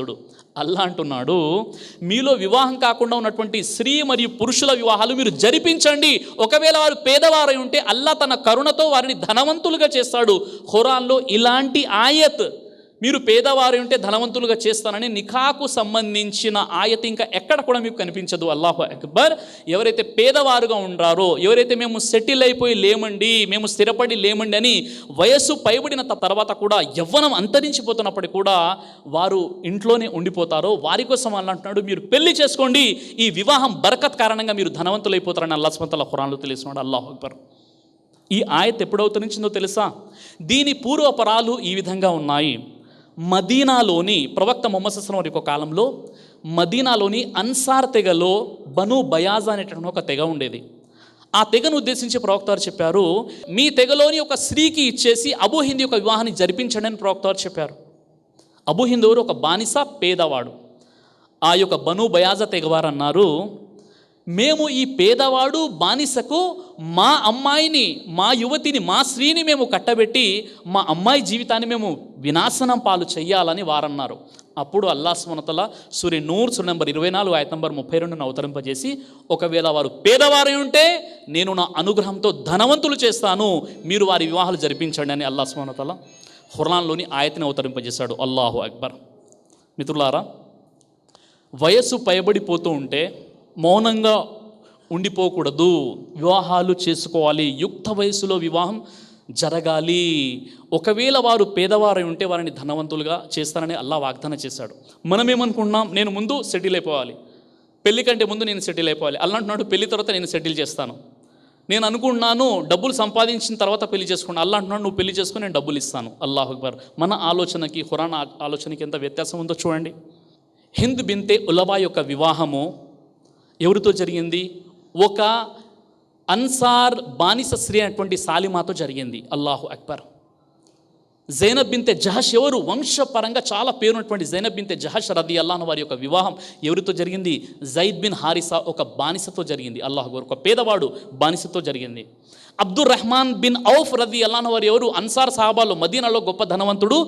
అబ్దుర్ రెహమాన్ బిన్ ఔఫ్ యొక్క చెల్లెలి వివాహం ఎవరితో జరిగింది? హబ్షే బిలాల్తో జరిగింది. బిలాల్ వారు ఎవరు? ఒక బానిస, నల్లటి నీగ్రో జాతికి చెందినటువంటి ఒక బిలాల్, పేదవాడైనటువంటి బిలాల్ యొక్క వివాహం మదీనాలోనే అత్యంత ధనవంతుడైనటువంటి అబ్దుర్ రెహమాన్ బిన్ ఔఫ్ రదియల్లాహు వారి యొక్క చెల్లెలితో జరిగింది. వారు విశ్వాసానికి ఎక్కువగా వారు ప్రాధాన్యత కల్పించేవారు. ఈరోజు మన ఆలోచన ఎలా ఉందో తెలుసా? మేము సయ్యదులమండి, సయ్యదులకే మా అమ్మాయిల్ని ఇచ్చి పెళ్లి చేస్తామండి అంటున్నారు. మేము ఖాన్ అండి, ఖానులకే ఇచ్చి పెళ్లి చేస్తాము. మేము పఠాన్ అండి, పఠాన్లకి ఇచ్చి పెళ్లి చేస్తాము. మాది ఫలానా ఖబీలా అండి, మన్నించాలండి, క్షమించాలండి, మా ఖబీలా వారికే మేము మా పిల్లల్ని ఇచ్చి పెళ్లి చేస్తాము. లేదండి మేము ఉర్దూ ముస్లింలమండి, తెలుగు ముస్లింలకి ఇచ్చి మా పిల్లల్ని పెళ్లి చేయమండి అంటున్నారు. ఈ సయ్యదులను ఎవరైతే చెప్పుకున్నారో ఎవరో తెలుసా? ఈ సయ్యదుల్ని మీరు పట్టుకొచ్చి వాళ్ళు పుట్టచ్చినట్లయితే ఆల్ఫాబెట్స్, అరబీ యొక్క ఆల్ఫాబెట్స్ కూడా వారికి తెలియదు. సయ్యద్ అని ఎవరు అంటారో కూడా వాళ్ళకి తెలియదు. పేరు సయ్యద్, మేము సయ్యదులమండి అని భావిస్తుంటారు. సయ్యద్ అంటే అహ్లే బైత్. ప్రవక్త ముహమ్మద్ సల్లల్లాహు అలైహి వసల్లం యొక్క కుటుంబీకులు, వారి యొక్క వంశానికి సంబంధించినటువంటి వారి అహ్లే బైత్ను మాత్రమే సయ్యద్ అని అంటారు. ఇదేదో మీరు పేరు పెట్టేసుకొని సయ్యద్ సయ్యద్ సయ్యద్ అనేసి అరుస్తుంటే అది సయ్యద్ కాదు, మన మూర్ఖత్వం అది. శతకోటి దరిద్రాలకు అనంతకోటి ఉపాయాలు అన్నట్టుగా ధర్మం ఏంటో మనకు తెలియదు. లేనిపోని ఆడంబరాలకు వెళ్ళిపోయి ఈరోజు నిఖాని మనం కష్టతరంగా చేశాం. ఖాన్ ఖాన్, పఠాన్ పఠాన్, సయ్యద్ సయ్యద్, తెలుగు ముస్లిం, ఉర్దూ ముస్లిం, ఇవన్నీ మనం పెట్టుకున్నటువంటి పేర్లు. ఇస్లాంలో వివాహం జరగడానికి సూర బహ్రా నంబర్ 2 ఆయతం 221 విశ్వాసం ఉండాలి. విశ్వాస ప్రాతిపదికన వివాహాలు జరుగుతాయి ఇస్లాంలో. ఖాన్, పఠాన్, సయ్యద్ అని మన అజ్ఞానంతో మనం సృష్టించుకున్నటువంటి పేర్లు తప్ప ఇస్లాములో ఇలాంటి పేర్లకు ఎలాంటి అనుమతి లేదు, ఎలాంటి ఆస్కారం, అవకాశం కూడా లేదు. ఈ విషయాన్ని మీరు అర్థం చేసుకుంటారని భావిస్తున్నాను. అయితే మరి వివాహం ఏ వయసులో చేయాలి అంటే, ఎప్పుడైతే యవ్వనం ప్రారంభమవుతుందో భారత రాజ్యాంగ చట్టం ప్రకారంగా 18 సంవత్సరాల అమ్మాయికి నిండినట్లయితే వివాహం జరిపించవచ్చు. మీరు జరిపించండి. ఇస్లాంలో అంతకంటే ముందు వివాహాలు చేయవచ్చు. ఒక స్త్రీ మానసికంగా, శారీరకంగా మెచ్యూర్ అయిపోతే వివాహం చేయమని చెప్పారు ప్రవక్త వారు. కానీ ఇక్కడ ఉన్నటువంటి భారత రాజ్యాంగ చట్టం ప్రకారంగా అమ్మాయి అయితే 18 సంవత్సరాలు పూర్తి అవ్వాలి, అబ్బాయి అయితే 21 ఇయర్ ఉండాలి, మ్యారేజ్ చేయవచ్చు. కనీసం ఈ వయసులో కూడా మనం చేయడానికి సాహసించడం లేదంటే అర్థం చేసుకోండి. ఈరోజు కొంతమంది తల్లిదండ్రులు ఏమంటారో తెలుసా? కొంతమంది తల్లిదండ్రులు తమ పిల్లల విషయంలో మా పిల్లలు ఇంకా చాలా చిన్నవారండి అని చెప్తుంటారు. ఎంత చిన్నవారంటే అమ్మాయి 25 సంవత్సరాలు, అబ్బాయి 27 సంవత్సరాలు అయినప్పటికీ కూడా ఇంకా చాలా చిన్నవారండి అంటుంటారు. తర్వాత మళ్ళీ అమ్మాయి 30 ఇయర్స్కి వస్తుంది, అబ్బాయి 32, ఇంకా చాలా చిన్నవారండి. మన ఇంటి పక్కన వారు, పొరుగువారు చెప్పరు ఈ విషయాన్ని, మన తల్లిదండ్రులే అంటుంటారు. ఏమంటుంటారు? మా పిల్లలు ఇంకా చాలా చిన్నవారండి, చిన్నవారండి, చిన్నవారండి. లాజికల్గా ఆలోచిస్తే మన తల్లిదండ్రులు మన పిల్లల్ని ఇంకా చిన్నవారే చిన్నవారే చిన్నవారని ఎందుకు అంటుంటారో తెలుసా? పిల్లల వయస్సు పెరుగుతూ ఉంటే తల్లిదండ్రుల వయసు కూడా పెరుగుతూ ఉంటుంది. ఎప్పుడైతే తల్లిదండ్రుల వయసు పెరుగుతూ ఉంటుందో వారికంటే తక్కువ వయసున్నటువంటి పిల్లలు చిన్నవారుగానే కనిపిస్తారు కదా. కాబట్టి మా పిల్లలు ఎప్పుడు చూసినా చిన్నవారేనండి, చిన్నవారండి అని అంటుంటారు. ఈ ఆలస్యంగా వివాహం చేసుకోవడం వల్ల ఈరోజు ఫేస్బుక్లో ఒక జోక్ వైరల్ అవుతుంది, వాట్సాప్లో, ఫేస్బుక్లో ఒక జోక్ అనేది వైరల్ అవుతుంది ఆలస్యంగా పెళ్లి చేసుకున్న కారణంగా. ఎవరైతే ఆలస్యంగా పెళ్లి చేసుకుంటారో వారికి పిల్లలు కూడా పుడుతున్నారు కదా. ఆ పిల్లల్ని స్కూల్లో దిగబెట్టడానికి వెళ్ళినప్పుడు టీచర్స్, స్టూడెంట్స్ ఏమడుగుతున్నారో తెలుసా? షీఈ్ యువర్ గ్రాండ్ మదర్ అని అడుగుతున్నారు.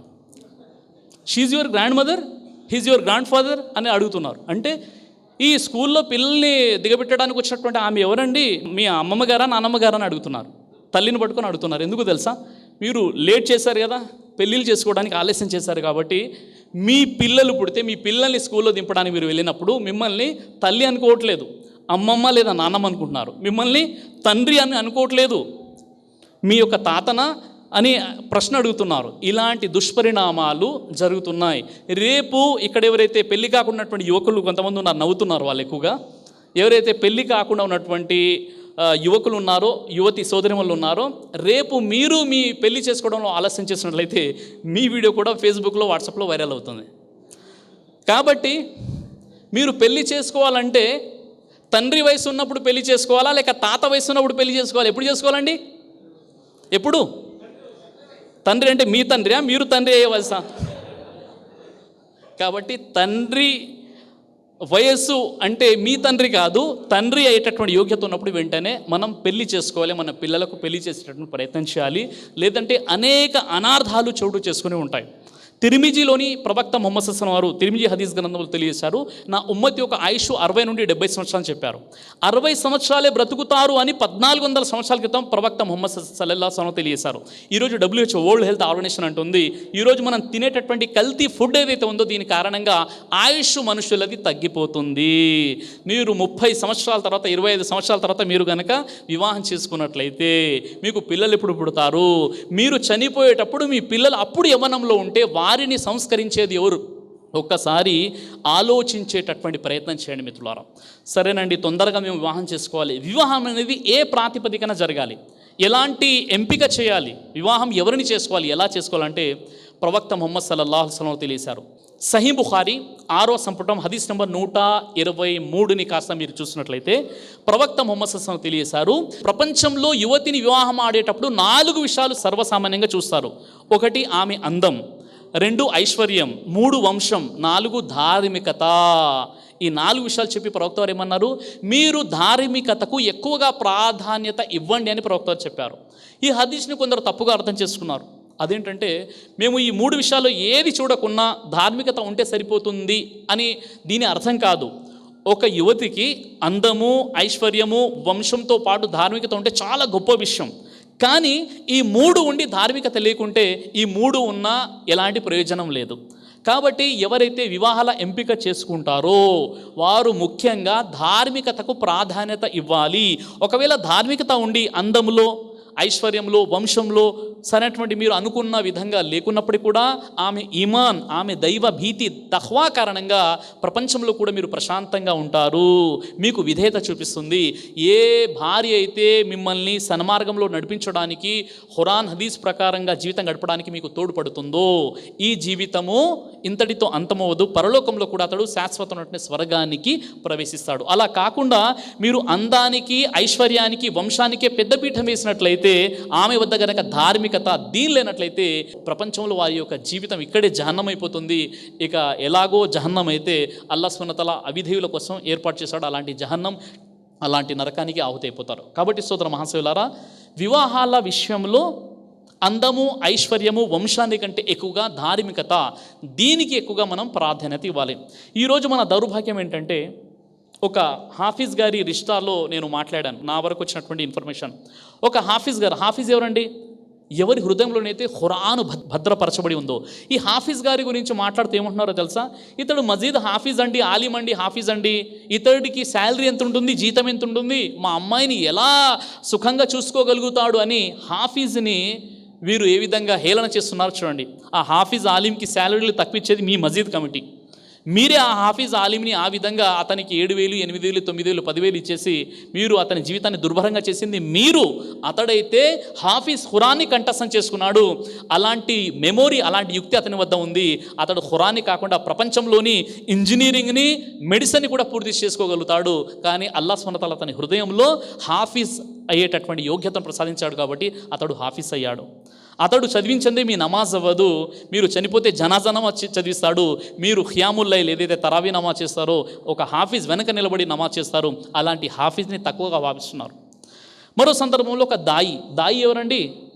హిందూ ముస్లిములలో ఐక్యతను పెంపొందించడానికి, మత సామరస్యాన్ని కాపాడడానికి, ఇస్లాం పైనటువంటి అపోహలను తొలగించడానికి, ఇస్లాంని ప్రజలకు చేరవేయడానికి, ఇస్లాం వైపునకి ప్రజల్ని ఆహ్వానించే ఒక దాయి గురించి కూడా, ఒక దాయి అయినప్పుడు మా అమ్మాయిని సుఖంగా ఎలా చూసుకోగలుగుతాడండి అని ప్రజలు అలాంటి ఆలోచన కలిగి ఉన్నారు. మీరు హిందూ ముస్లింల గొడవలు వైషమ్యాలు లేకుండా ప్రశాంతంగా జీవితం గడుపుతున్నారు అంటే ఒక దాయి పనిచేస్తున్నాడు. అలాంటి దాయి గురించి మీకు ఇలాంటి ఆలోచన ఉన్నట్లయితే నిజంగా అఖీదాపరమైనటువంటి లోపం తప్ప మీకు మరొక జ్ఞానం లేదు. ఎందుకంటే ఇన్నల్లాహు వ రజ్జాఖు జుల్ ఖువ్వతిల్ మతీన్, అల్లా అంటున్నాడు ఉపాధిని ప్రసాదించేది మేము, మీకు ఉపాధిని ఇచ్చేది మేము అని అల్లా సుబ్హానహు అంటున్నాడు. మీ తల్లిదండ్రులు మిమ్మల్ని పోషించడం లేదు, మీ తల్లిదండ్రుల ద్వారా అల్లా మిమ్మల్ని పోషిస్తున్నాడు, అల్లా మీకు ఉపాధిని ప్రసాదిస్తున్నాడని అల్లా సుబ్హానహు ఖురాన్లో తెలియజేస్తున్నాడు. కాబట్టి మిత్రులారా, ఈ విషయాన్ని అర్థం చేసుకునేటటువంటి ప్రయత్నం చేయండి. సహీ ముస్లింలోని హదీస్ నంబర్ 1400 దైవ ప్రవక్త ముహమ్మద్ సల్లల్లాహు అలైహి వసల్లం వారు తెలియజేశారు. ఆ విషయం ఏంటంటే, పూర్తి ప్రపంచం మొత్తం కూడా ఒక సంపదగా భావించుకుంటే అందులో ఒక ఉత్తమమైనటువంటి సంపద ఒక వ్యక్తికి లభించే గుణవంతురాలైనటువంటి భార్య అని చెప్పారు. అల్లాహు అక్బర్. పూర్తి ప్రపంచం కూడా ఒక సంపదగా భావించుకుంటే అందులో గొప్ప సంపద ఏంటి, గొప్ప డైమండ్ ఏంటి, గొప్ప గోల్డ్ ఏంటంటే ఒక వ్యక్తికి లభించే గుణవంతురాలైనటువంటి తఖ్వా కలిగినటువంటి ఒక భార్య అని ప్రవక్త మహనీయ రసూలుల్లాహ్ సల్లల్లాహు అలైహి వసల్లం చెప్పారు. ఎప్పుడైతే ఒక లేడీలో, ఒక సోదరిమణిలో విశ్వాసం, ఈమాన్, ఖురాన్, హదీస్, సున్నతులు ఉంటాయో ఆ లేడీ, ఆ సోదరిమణికి పుట్టేటటువంటి పిల్లలు కూడా దైవ మార్గంలో, వారు అల్లాహ్ మార్గంలో ఒక గొప్ప విధేయులుగా పరిగణించబడతారు. కాబట్టి ఈమాన్కి, తఖ్వాకి మనం ఎక్కువగా పెద్దపీట వేయాలి తప్ప, అది కాకుండా అందము, ఐశ్వర్యాన్ని మనం చూసినట్లయితే మన జీవితం దుర్భరంగా మారేటటువంటి అవకాశం ఉంటుంది. సోదరులారా, తిర్మిజీలోని హదీస్ నంబర్ 1084లో దైవ ప్రవక్త ముహమ్మద్ సల్లల్లాహు అలైహి వసల్లం వారు తెలియజేశారు. ఆ విషయం ఏంటంటే, ఏ వ్యక్తి అయితే ఒక ఉత్తమ నడవడిక, ధార్మిక అభిరుచి కలిగినటువంటి వ్యక్తి కనుక మీ ఇంటికి వివాహ సందేశం పంపించినట్లయితే ఆ వ్యక్తితో వెంటనే మీరు వివాహం జరిపించండి. మీరు గనక అలా చేయకపోయినట్లయితే ప్రపంచంలో భూమిపై అల్లకల్లోలం వ్యాపిస్తుందని దైవప్రవక్త వారు చెప్పారు. అల్లాహు అక్బర్. ఒకవేళ మీ ఇంటి వైపునకు ఒక సందేశం వచ్చింది, మీ అమ్మాయిని నేను పెళ్లి చేసుకుంటానని ఒక వ్యక్తి మీ ఇంటి వైపున ఒక మెసేజ్ పంపించాడు. ఆ వ్యక్తి ఉత్తమ నడవడిక కలిగినటువంటి వ్యక్తి, అదేవిధంగా ధార్మిక అభిరుచి కలిగినటువంటి వ్యక్తి. ఆ వ్యక్తికి వెంటనే మీ అమ్మాయిని ఇచ్చేసి పెళ్లి చేయించండి. మీరు కనుక అలా చేయనట్లయితే ఏమవుతుంది, ఈ ధరణిపై, భూమిపై అల్లకల్లోలం రేకెత్తుతుందని దైవ ప్రవక్త ముహమ్మద్ సల్లల్లాహు అలైహి వసల్లం వారు తెలియజేశారు. ఈరోజు ఒక ముస్లిం కుటుంబంలో కూడా కొన్ని మ్యాచెస్, సంబంధాల కోసం ఎవరైనా మనకు సమాచారం ఇచ్చినప్పుడు ఎలా భావిస్తున్నారంటే మిత్రులారా, నిజంగా ఇతడు ఎంత సంపాదిస్తాడండి, ఇతని ఉద్యోగం ఏంటి అని చూస్తున్నారు. లేదండి అతడు సిగరెట్లు తాగుతాడంటే, సిగరెట్లు తాగితే తప్పేముందండి, ఈరోజు సిగరెట్లు ఎవరు తాగట్లేదు అంటున్నారు. అల్లాహు అక్బర్. లేదండి అతడు పాన్ పరాక్ తింటారండి అంటే, లేదండి ఈ రోజుల్లో పాన్ పరాక్ తినటువంటి, గుట్కా తినటువంటి వారు ఎవరున్నారండి అని చెప్పుకున్నారు. లేదండి చివరికి ఎంతగా దిగజారిపోయారంటే, అప్పుడప్పుడు ఆ వ్యక్తి మద్యాన్ని సేవిస్తున్నాడు అంటే అప్పుడప్పుడు సేవిస్తున్నాడు కానీ నిత్యం సేవించడం లేదు కదండి అంటున్నారు. అల్లాహు అక్బర్. అస్తగ్ఫిరుల్లాహ్. ఈ విధంగా షరియత్కు వ్యతిరేకమైనటువంటి పనుల్లో డబ్బుల కోసం చూస్తున్నారు. సొంత ఇల్లు ఉందా, బ్యాంక్ బ్యాలెన్స్ ఉందా, ఉద్యోగం ఉందా అని చూస్తున్నారు తప్ప 5 పూటల నమాజ్ చేస్తాడా లేదా, ఇతని అఖీదా ఎలా ఉంది, ఇతడు దైవ ప్రవక్త ధర్మం గురించి ఎంతగా తెలుసు అన్న విషయాన్ని చూడడం లేదు. క్షణికమైనటువంటి ఈ జీవితం కోసం ఎన్ని ఆలోచిస్తున్నారు, ధర్మపరంగా మనం ఏం ఆలోచిస్తున్నాం ఒక్కసారి అర్థం చేసుకునేటటువంటి ప్రయత్నం చేయండి మిత్రులారా, సోదరులారా, సోదరిమల్లారా. కాబట్టి మనం మన పిల్లల పెళ్ళిళ్ళు చేయించే ముందు అతని అఖీదా సరిగ్గా ఉందా లేదా అని చూడండి. అతడు దైవ మార్గంలో సరిగ్గా నడుస్తున్నాడా లేదా అని చూడండి. 5 పూటలు నమాజ్ చేస్తున్నాడా లేదా అని మీరు చూడండి. లేదంటే మీరు ఆశ్చర్యపోతారు. పోయిన నెల ఫిబ్రవరిలో 138 మంది ఆంధ్రాలో కొంతమంది ముస్లిమ్స్ వారు క్రైస్తవ్యంలోకి వెళ్ళిపోయారు. నౌజ్ బిల్లాహి మిన్ జాలిక్. మీకు ఈ విషయం చాలా ఆశ్చర్యకరంగా ఉంటుంది. ఎంతోమంది తమ ధర్మాన్ని, మతాన్ని వదిలేసి వారు ఇతర మతాల్లోకి వెళ్ళిపోతున్నారు. ఎందుకంటే ధార్మిక అవగాహన లేని కారణంగా. ఈరోజు మన యొక్క ధర్మం, దీనే ముందు మనకు చెప్పేటటువంటి విషయం ఏంటో మనం ఒక్కసారి అర్థం చేసుకునేటటువంటి ప్రయత్నం చేయండి మిత్రులారా. ఇస్లాం ధర్మంలో నిఖా అనేది ఎంత సునాయాసంగా జరిగిపోతుంది, ఈరోజు మనం ఎంత కష్టతరంగా చేశాం, ఈ విషయాన్ని నేను మీకు చెప్పేటువంటి ప్రయత్నం చేస్తాను. ఇస్లాం ధర్మంలో నిఖా అనేది ఎంత సులభతరం చేయడం జరిగిందంటే ప్రపంచంలోని ఏ మతంలో కూడా, ఏ ఆచార సాంప్రదాయాల్లో కూడా ఇంత సునాయాసమైనటువంటి పెళ్లి పద్ధతి గురించి చెప్పడం జరగలేదు. 1400 సంవత్సరాల క్రితం ప్రవక్త రసూలుల్లాహ్ సల్లల్లాహు అలైహి వసల్లం వారు నిఖా ఎంతో సునాయాసంగా చెప్పారు. ఇక్కడ పురుషులు ఉన్నారు, పక్కనే స్త్రీలు సోదరిమణులు కూడా కూర్చొని ఉన్నారు. నేను మీతో మాట్లాడుతున్నాను, ఇస్లాం ధర్మంలో నిఖా జరగడానికి ఏం కావాలి, ఏముంటే నిఖా అవుతుందో తెలుసా? ఇస్లాంలో 4 విషయాలు ఉంటే ఈ సమావేశంలో కూడా నిఖా జరగవచ్చు. ఇక్కడ పురుషులు ఉన్నారు, యువకులు ఉన్నారు, పెళ్లి కానటువంటి వారు, యువతి సోదరిమణులు కూడా ఉన్నారు. ఈ మెహఫిల్లో, ఈ సమావేశంలో కూడా ఇస్లాం ప్రకారంగా నిఖా జరగాలంటే కేవలం 4 విషయాలు ఉన్నాయి, గుర్తుపెట్టుకోండి. ఇస్లాం ధర్మంలో ఈ 4 విషయాలు కాకుండా ఏదైతే అదనంగా ఈరోజు మనం ఏదైతే మన సమాజంలో చూస్తున్నామో అన్నీ కూడా నూతన పోకడలు, లేనిపోని ఆడంబరాలకు దిగి ముస్లిమేతర ఆచార సాంప్రదాయాల నుండి అరువుగా తీసుకొచ్చినటువంటి పద్ధతులే తప్ప ఇస్లాంలో అలాంటి విషయాలకు ఎలాంటి ఆస్కారము లేదు. అయితే సోదర మాసోదరులారా, ఇస్లాంలో నిఖా జరగడానికి ఎన్ని విషయాలండి? 4 విషయాలు. ఈ 4 విషయాలు కూడా సోదరిమణులు మీరు గుర్తుపెట్టుకోండి, సోదరులు మీరు కూడా గుర్తుపెట్టుకోండి. ఈ మెహఫిల్లో, ఈ సమావేశంలో కూడా మీరు ఎవరిదైనా నిఖా జరిపించాలంటే జరిపించవచ్చు. 4 విషయాల్లో మొట్టమొదటి విషయం ఏంటంటే అమ్మాయి మరియు అబ్బాయి యొక్క ఈజా వ ఖుబూల్, అంటే అమ్మాయి అబ్బాయి అంగీకరించాలి, నోరు తెరిచి స్పష్టంగా నాకు ఈ వివాహము సమ్మతమే, ఇష్టమే అని చెప్పాలి. మొదటి విషయం ఈజావర్ ఖుబూల్ అంటారు. అమ్మాయి అబ్బాయి యొక్క అంగీకారం మొదటి విషయం. రెండో విషయం, ఇద్దరు సాక్షులు ఉండాలి. మూడో విషయం, అమ్మాయి తరపు నుండి వలి సంరక్షకుడి యొక్క అనుమతి ఉండాలి. మూడో విషయం. 4వ విషయం, అబ్బాయి మెహర్ చెల్లించాలి. అల్లాహు అక్బర్. ఈ 4 విషయాలు ఉంటే ఇన్షాల్లా నిఖా జరిగిపోతుంది. ఇస్లాంలో ఇంత సునాయాసంగా ఉంది. లేదంటే ఖుద్బా చదవాలి కదా అంటే, ఖుద్బా అనేది మస్నూన్, ఫరజ్ కాదు. ఎవరికైనా ఖుద్బా రాదనుకోండి, ఇన్నల్ హమ్దులిల్లాహ్ నహ్మదుహు వ నస్తঈనుహు వ నస్తగ్ఫిరు అనేటటువంటి ఖుద్బా ఎవరికైనా రాదనుకోండి, పర్వాలేదు, చదివితే శుభాలు ఉంటాయి. మస్నూన్, తప్పనిసరిగా ఈ ఖుద్బా చదివితేనే నిఖా అవుతుందని ప్రవక్త వారు ఎక్కడ కూడా చెప్పలేదు. ఈ 4 విషయాలు ఉంటే నిఖా జరిగిపోతుంది. అల్లాహు అక్బర్.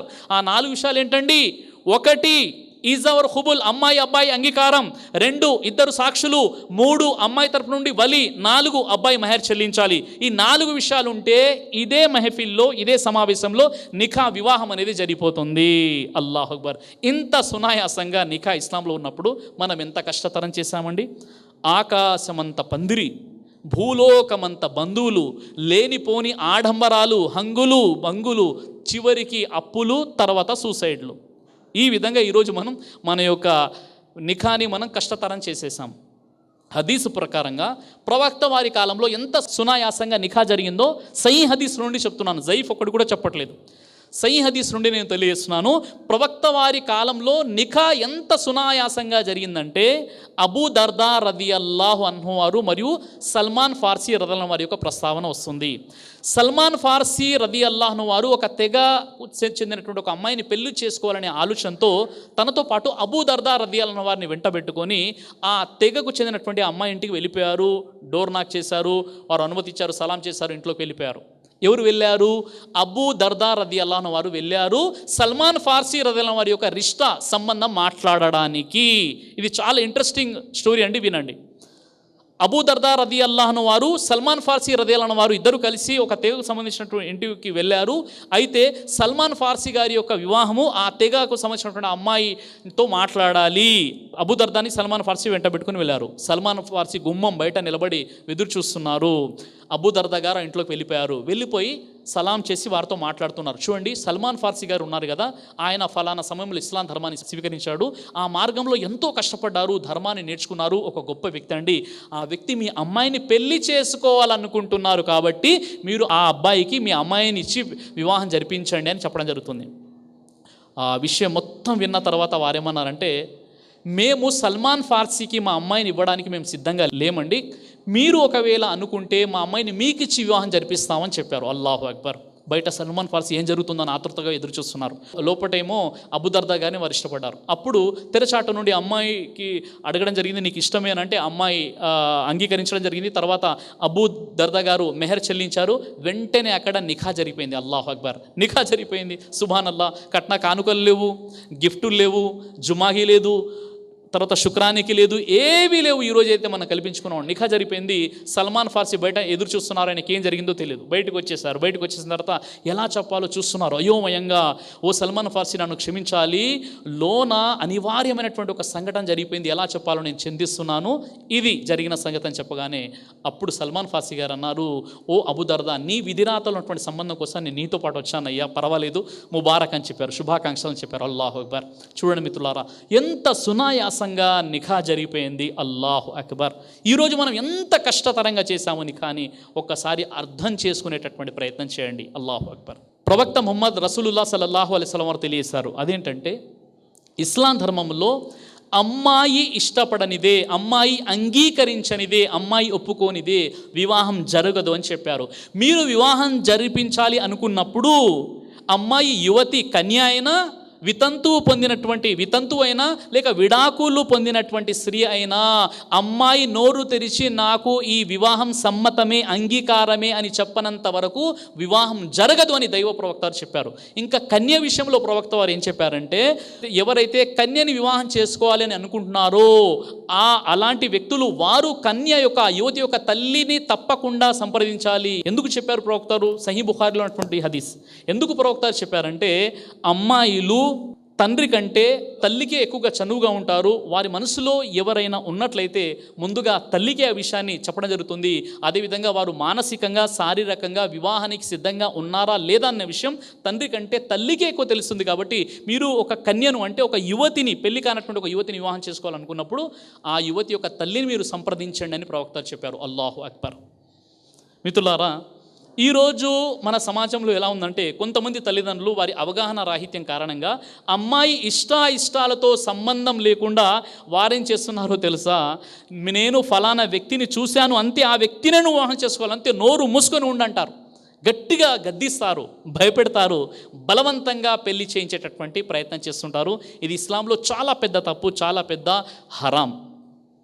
అలాగే కొంతమంది అమ్మాయిలు ఏం చేస్తున్నారంటే, మా తల్లిదండ్రులు, పేరెంట్స్ మమ్మల్ని అర్థం చేసుకోవడం లేదని ఇల్లు వదిలేసి పారిపోతున్నారు. వారి వివాహం కూడా జరగదు. ఎందుకు? సహీ అల్ జామీ హదీస్ నంబర్ 7556 ప్రకారంగా దైవ ప్రవక్త ముహమ్మద్ సల్లల్లాహు అలైహి వసల్లం తెలియజేశారు, ఒక యువతి వివాహం కావాలి అంటే సంరక్షకుడు వలి లేనిదే ఆ అమ్మాయి వివాహం జరగదని చెప్పారు. అల్లాహు అక్బర్. సంరక్షకుడు ఎవరు? వలి ఎవరు అంటే, అమ్మాయి తరపున తన తండ్రి వలి అవుతాడు. తండ్రి లేని పక్షంలో తన బాబాయి, లేదా ఆ యొక్క అమ్మాయి యొక్క అన్నయ్య లేదా తమ్ముడు, ఒకవేళ ఆమె వివాహిత అయినట్లయితే, అంటే భర్త చనిపోయి కొడుకు ఉన్నట్లయితే కొడుకు కూడా వలిగా పరిగణించబడతాడు. ఏ స్త్రీ వివాహము కూడా వలి అనుమతి లేనిదే జరగదు అని దైవ ప్రవక్త రసూలుల్లాహ్ సల్లల్లాహు అలైహి వసల్లం తెలియజేశారు. మరి అలాంటప్పుడు మీరు ధర్మం తెలియక వేసేటటువంటి తప్పటడుగుల కారణంగా ఇల్లు వదిలేసి మాకు రెక్కలు వచ్చేసాయి, మేము ప్రేమించాము అని ఎవరితోనో మీరు వెళ్ళిపోతే, ఖురాన్లో సూరే బఖరా నంబర్ 2 ఆయత నంబర్ 221లో అల్లా అంటున్నాడు, ఒక విశ్వాసి ఈమాన్ ఉన్నటువంటి ఒక ముస్లింనే వివాహం చేసుకోవాలి. బహుదైవోపాసకుడు ఎంతగా మీకు నచ్చిన విశ్వాసి ఒక బానిస మీకు ఎంతో మేలు అని అల్లాహ్ సుబ్హానహు వ తఆలా తెలియజేశాడు. కాబట్టి విశ్వాసం, ఈమాన్ ప్రాతిపదికన మీరు పెళ్ళిళ్ళు చేసుకోవాలి. అలాగే తల్లిదండ్రులకు నేను చెప్పేటటువంటి విషయం ఏంటంటే, తల్లిదండ్రులు ఎవరైతే, సోదరిమణులు, సోదరులు ఇక్కడ ఎవరైతే ఉన్నారో, మీ పిల్లలకు పెళ్లి చేసే ముందు ఫలానా సంబంధం వచ్చినప్పుడు ఆ సంబంధం ఇష్టమేనా అని వారితో మీరు సంప్రదించండి, అడగండి. అలా కాకుండా బలవంతంగా మీరు చెప్పేటటువంటి ప్రయత్నం, బలవంతంగా వారిని ఒప్పించేటటువంటి ప్రయత్నం చేయకండి. ఎందుకంటే ఆ విధంగా బలవంతంగా మీరు కనుక ఒప్పించినట్లయితే ఆ నిఖా అనేది ఇస్లాంలో రద్దయిపోతుంది. అల్లాహు అక్బర్. మీరు ఆశ్చర్యానికి గురైపోతున్నారు. ఏంటండి, మా అమ్మాయికి ఇష్టం లేనటువంటి వివాహం, మా అమ్మాయి యొక్క భవిష్యత్తును మేము ఆలోచిస్తాము, మా అమ్మాయి యొక్క భవిష్యత్తు ఏంటో మాకు తెలుసు యాజ్ ఏ పేరెంట్గా, అలాంటప్పుడు మేము అమ్మాయి ఇష్టానికి వ్యతిరేకంగా పెళ్లి జరిపిస్తే అది ఎలా రద్దయిపోతుంది?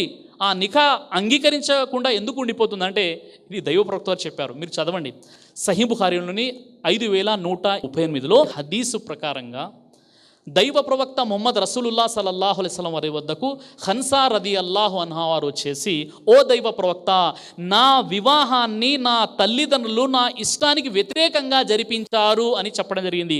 అప్పటికే హన్సా రదియల్లాహు వారికి 4 పిల్లలు కూడా ఉన్నారు. అలాంటి సందర్భంలో దైవ ప్రవక్త వారు ఏమన్నారో తెలుసా? ఆ స్త్రీ వచ్చేసి నా వివాహం నా తల్లిదండ్రులు నా ఇష్టానికి వ్యతిరేకంగా జరిపించారు అని అన్నప్పుడు తన ఆవేదన వ్యక్తం చేసినప్పుడు దేవప్రభుత్వ వారు ఏమన్నారు, నువ్వు ఖులా తీసుకో లేదా తలాక్ తీసుకో అని దేవప్రభుత్వ వారు చెప్పలేదు. అల్లాహ్ అక్బర్, అసలు నీ నిఖానే జరగలేదు అని చెప్పారు. అల్లాహు అక్బర్. అప్పటికే ఆమెకు 4 పిల్లలు ఉన్నారు. ఆవిడంటుంది, నా తల్లిదండ్రులు నా ఇష్టానికి వ్యతిరేకంగా నిఖా జరిపించేశారంటే అసలు నీ నిఖానే కాలేదు అని చెప్పారు. తు ఖులా తీసుకో తలాక్ తీసుకో అని చెప్పలేదు. అల్లాహు అక్బర్. అమ్మాయి ఇష్టానికి వ్యతిరేకంగా జరిగినటువంటి ఏ నిఖా కూడా అది అంగీకరించబడదని నేటికి 1400 సంవత్సరాల క్రితం దైవ ప్రవక్త రసూలుల్లాహ్ సల్లల్లాహు అలైహి వసల్లం చెప్తూ ఏం చెప్పారో తెలుసా, ఓ ఖన్సా, నువ్వు గనక కోరుకుంటే ఈ నిఖా రద్దయిపోతుంది అని చెప్పారు. అప్పుడు ఆ ఖన్సా రదియల్లాహు వారు ఏమన్నారంటే, ఓ దైవ ప్రవక్త పర్లేదులేండి, నేను అతడితోనే ఉండిపోతాను లేండి అని అంటుంది. అప్పుడు సహాబాలు అన్నారు, ఓ ఖన్సా, దైవ ప్రవక్తతో నీవు పరిహాసం ఆడుతున్నావా అని అడిగారు. అప్పుడు ఖన్సా రదియల్లాహు అన్హు వారు అంటున్నారు, దైవం సాక్షిగా నేను దైవ ప్రవక్తతో పరిహాసం ఆడడం లేదు, నా తర్వాత అయినా జరిగేటటువంటి వివాహాలలో అమ్మాయి ఇష్టానికి వ్యతిరేకంగా జరిపించకూడదని నేను కోరుకుంటున్నాను అని ఖన్సా రదియల్లాహు అన్హు వారు చెప్పడం జరిగింది. కాబట్టి మీ యొక్క పిల్లల యొక్క వివాహాలు, మీ పిల్లల యొక్క పెళ్ళిళ్ళు చేయించే ముందు ఒక్కసారి వారిని అడగాలి, వారిని సంప్రదించాలి, వారి ఇష్టం ప్రకారంగా ఇంకో సంబంధం చూసేటటువంటి ప్రయత్నం చేయాలి. ఒకవేళ వారు గనక ఎవరైనా విశ్వాసుని మీ బంధువుల్లో వేరే విశ్వాసులు ఇంకో విశ్వాసుల్ని చేసుకోవాలన్నటువంటి ఆలోచన కలిగి ఉండడం అది ఇస్లాంలో ఎట్టి పరిస్థితుల్లో తప్పు కాదు. మీరు కొన్ని విషయాలు వారికి నచ్చ చెప్పి సంస్కరించి వారి ఇష్టపూర్వకంగా వివాహం జరిపించేటటువంటి ప్రయత్నం చేస్తేనే అది చెల్లుతుంది తప్ప బలవంత వివాహాలకు ఇస్లాంలో ఎట్టి పరిస్థితుల్లో అనుమతి లేదు సోదరులారా. ప్రవక్త మహనీయ రసూలుల్లాహ్ సల్లల్లాహు అలైహి వసల్లం వారి కాలంలో ఒక నిఖా రద్దయిపోయిందని ప్రవక్త చెప్పారంటే ఇస్లాములో ఒక అమ్మాయి అంగీకారం ఎంత ప్రాధాన్యత ఇవ్వడం జరిగిందో ఒకసారి మీరు ఆలోచించండి. ఈరోజు చాలామంది అంటారు ఇస్లాంలో అమ్మాయికి స్వేచ్ఛ లేదండి, స్త్రీలకు స్వేచ్ఛ లేదని అంటుంటారు. అల్లాహు అక్బర్. అమ్మాయి ఇష్టానికి వ్యతిరేకంగా జరిగినటువంటి పెళ్ళి అసలు అది వివాహమే కాదని ఇస్లాం అంటుంటే ఇంతకంటే గొప్ప స్వేచ్ఛ ఒక వివాహానికి సంబంధించి మహిళలకు ఇంకా ఏముంటుందో ఒకసారి మీరు ఆలోచించండి. అలాగే సోదరులారా, మెహర్ తప్పకుండా మెహర్ చెల్లిస్తేనే వివాహం అవుతుంది. మెహర్ కోసం ఎన్నో హదీసులు చెప్పడం జరిగాయి. మెహర్ అంటే అబ్బాయి వరుడు వధువుకి ఇవ్వాల్సినటువంటి ధనాన్ని, డబ్బుల రూపంలో ఇవ్వాల్సినటువంటి ధనాన్ని ఇస్లాంలో మెహర్ అని అంటారు.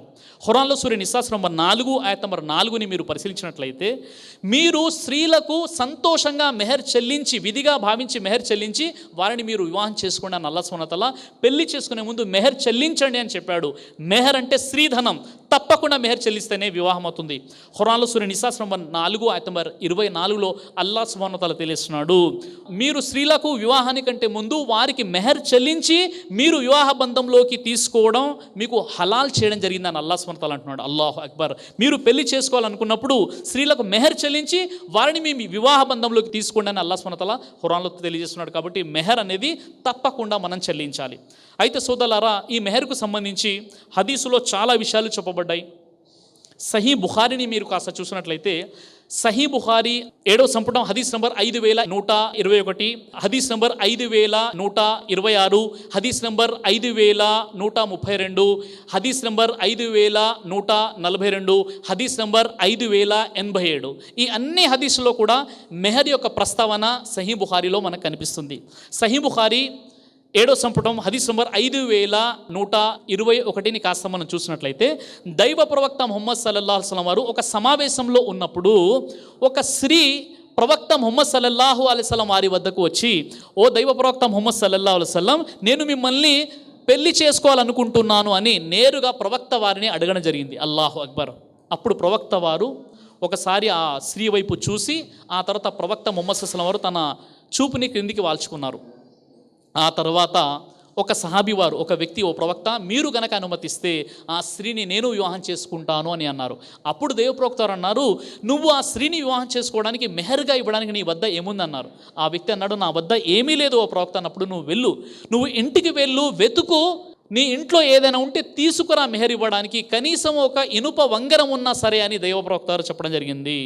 అప్పుడు ఆ వ్యక్తి ఇంటికి వెళ్ళాడు, ఇంట్లో వెతికాడు, కనీసం ఒక ఇనుప వంగరం కూడా దొరకలేదు. ప్రవక్త వారి వద్దకు వచ్చేసి, ప్రవక్త, నేను ఇంటికి వెళ్ళాను, ఇల్లు మొత్తం కూడా వెతికాను, నా వద్ద ఏమీ లేదు అంటే అప్పుడు ప్రవక్త రసూలుల్లాహి సల్లల్లాహు అలైహి వసల్లం చెప్పారు, నీకు ఖురాను గుర్తుందా, ఖురాన్ కంఠస్థమై ఉందని అడిగారు. ఆ వ్యక్తి అన్నాడు, ప్రవక్త, ఖురాన్లోని ఫలానా ఫలానా ఫలానా అధ్యాయాలు నాకు కంఠస్థంగా ఉన్నాయంటే ఈ ఖురాన్ వాక్యాలను ఆమెకు నువ్వు నేర్పించు, ఇదే నీకు మెహర్ అవుతుందని చెప్పారు. అల్లాహు అక్బర్. ఈ విధంగా చూడండి, ఇందులో ఆశ్చర్యకరమైన ఒక విషయం ఏంటంటే ఆ వ్యక్తికి ఆ స్త్రీని వివాహం చేసుకోవడానికి ఇవ్వడానికి ఒక ఇనప వంగరం కూడా లేదు. అలాంటి వ్యక్తి జీవితంలో ఏ విధంగా సెటిల్ అయిపోయాడని చెప్పగలుగుతాం మనం? మరి అలాంటి వ్యక్తి ప్రవక్త వారు నువ్వు ఇంకా జీవితంలో సెటిల్ అవ్వలేదు, అప్పుడే నీకు వివాహం ఎందుకు అని ప్రవక్త వారు అడగలేదు. ఆ వ్యక్తి కూడా నేను డబ్బులు సంపాదించిన తర్వాత పెళ్లి చేసుకుంటానని కూడా ఆ వ్యక్తి చెప్పలేదు. దైవ ప్రవక్త ముహమ్మద్ సల్లల్లాహు అలైహి వసల్లం వారు నీకు తెలిసిన ఖురాన్ వాక్యాలు ఆ స్త్రీకి నేర్పించు, అదే నీకోసం మెహర్ అని చెప్పారు. ప్రవక్త ముహమ్మద్ సల్లల్లాహు అలైహి వసల్లం వారు ఆ ఇద్దరి వివాహాన్ని జరిపించడం జరిగింది. అల్లాహు అక్బర్. ఈ విషయానికి ఇమాం బుఖారీ వారు 7 రకాల షరై వివరణ ఇచ్చారు. ఆ 7 రకాల షరై వివరణ ఏమిటి అంటే, ఎవరైనా ఒక అమ్మాయిని వివాహం చేసుకోవాలనుకున్నప్పుడు ఒకసారి అమ్మాయిని చూడవచ్చు అని చెప్పారు. అలాగే మెహర్ని కారణంగా చేసుకొని వివాహం ఆగిపోకూడదని చెప్పారు. అలాగే ఒకవేళ మెహర్ చెల్లించే స్తోమత లేనట్లయితే మీ స్తోమతను బట్టి మీరు మెహర్ చెల్లించండి అని చెప్పారు. అలాగే అమ్మాయి తరపు నుండి ఎవరైనా మెహర్ని నిర్ధారించవచ్చు అని చెప్పారు.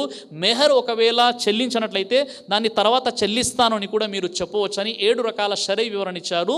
ఎవరు? ఇమాం బుఖారీ రహమతుల్లాహి అలైహి వారు. కాబట్టి సోదర మహాశయులారా, దైవ ప్రవక్త చెప్పారు, ఎవరైతే మెహర్ చెల్లిస్తాను అని వాగ్దానం చేసి మెహర్ చెల్లించకుండా చనిపోయినట్లయితే ఆ వ్యక్తి వ్యభిచారిగా పరిగణించబడతాడని చెప్పారు. అల్లాహు అక్బర్.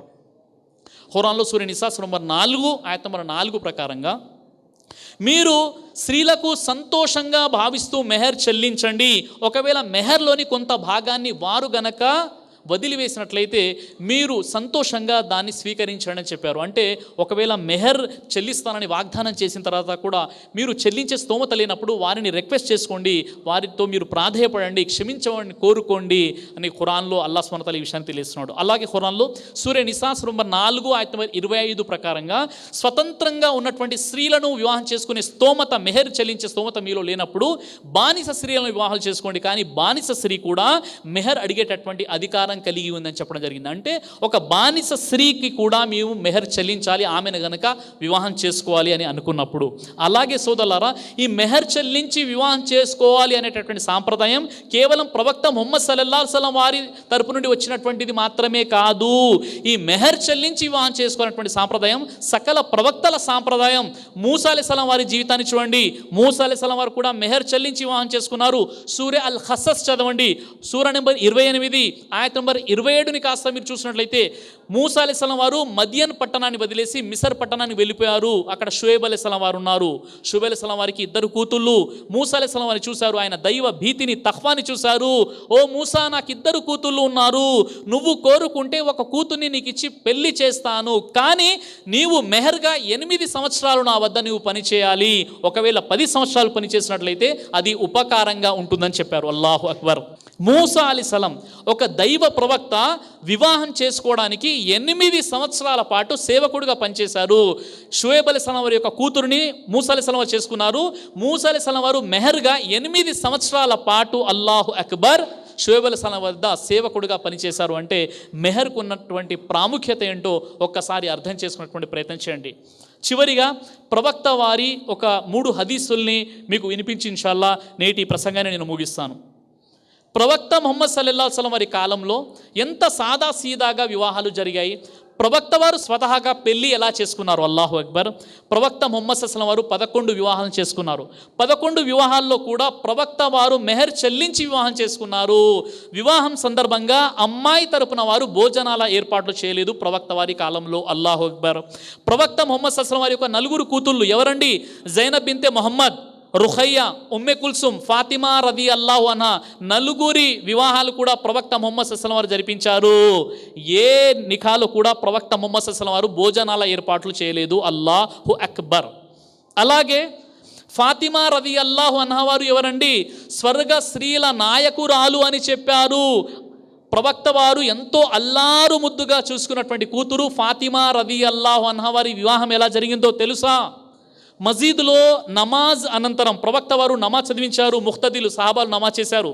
నమాజ్ ముగించిన తర్వాత సలాం చేసుకొని వారు వెళ్ళిపోతున్నారు.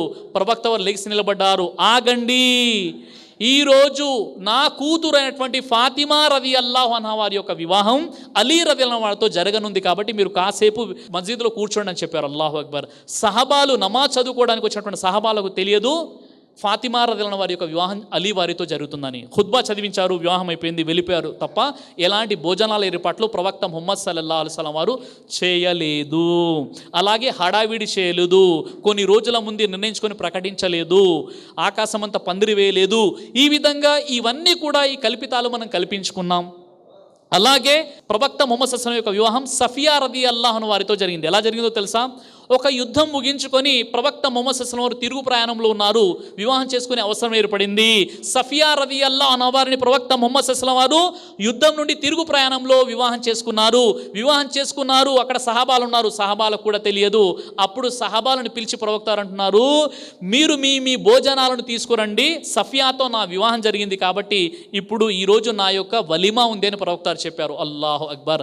అంత సునాయాసంగా ప్రవక్త ముహమ్మద్ సల్లల్లాహు అలైహి వసల్లం వారి యొక్క వివాహం జరిగింది. ఈ వివాహం సందర్భంగా సఫియా రదియల్లాహు అన్హా వారి యొక్క తల్లిదండ్రులు ₹1 కూడా ఖర్చు పెట్టలేదు, భోజనాల ఏర్పాటు చేయలేదు. అలాగే సోదర మహాశివులారా, ప్రవక్త మహనీయ రసూలుల్లాహ్ సల్లల్లాహు అలైహి వసల్లం వారి ఎన్నైతే వివాహాలు జరిగాయో ఇవన్నీ కూడా సున్నత్ ప్రకారంగా వివాహం రోజు అమ్మాయి తరపున వారు భోజనాల ఏర్పాట్లు చేయలేదు. అమ్మాయి తరపున వారు వివాహం సందర్భంగా భోజనాలు ఏర్పాటు చేసినటువంటి ఏ ఆధారం కూడా హదీస్లో మనకు కనిపించదు. అబూబకర్ సిద్దీక్ రదియల్లాహు అన్హు వారు ఎవరు?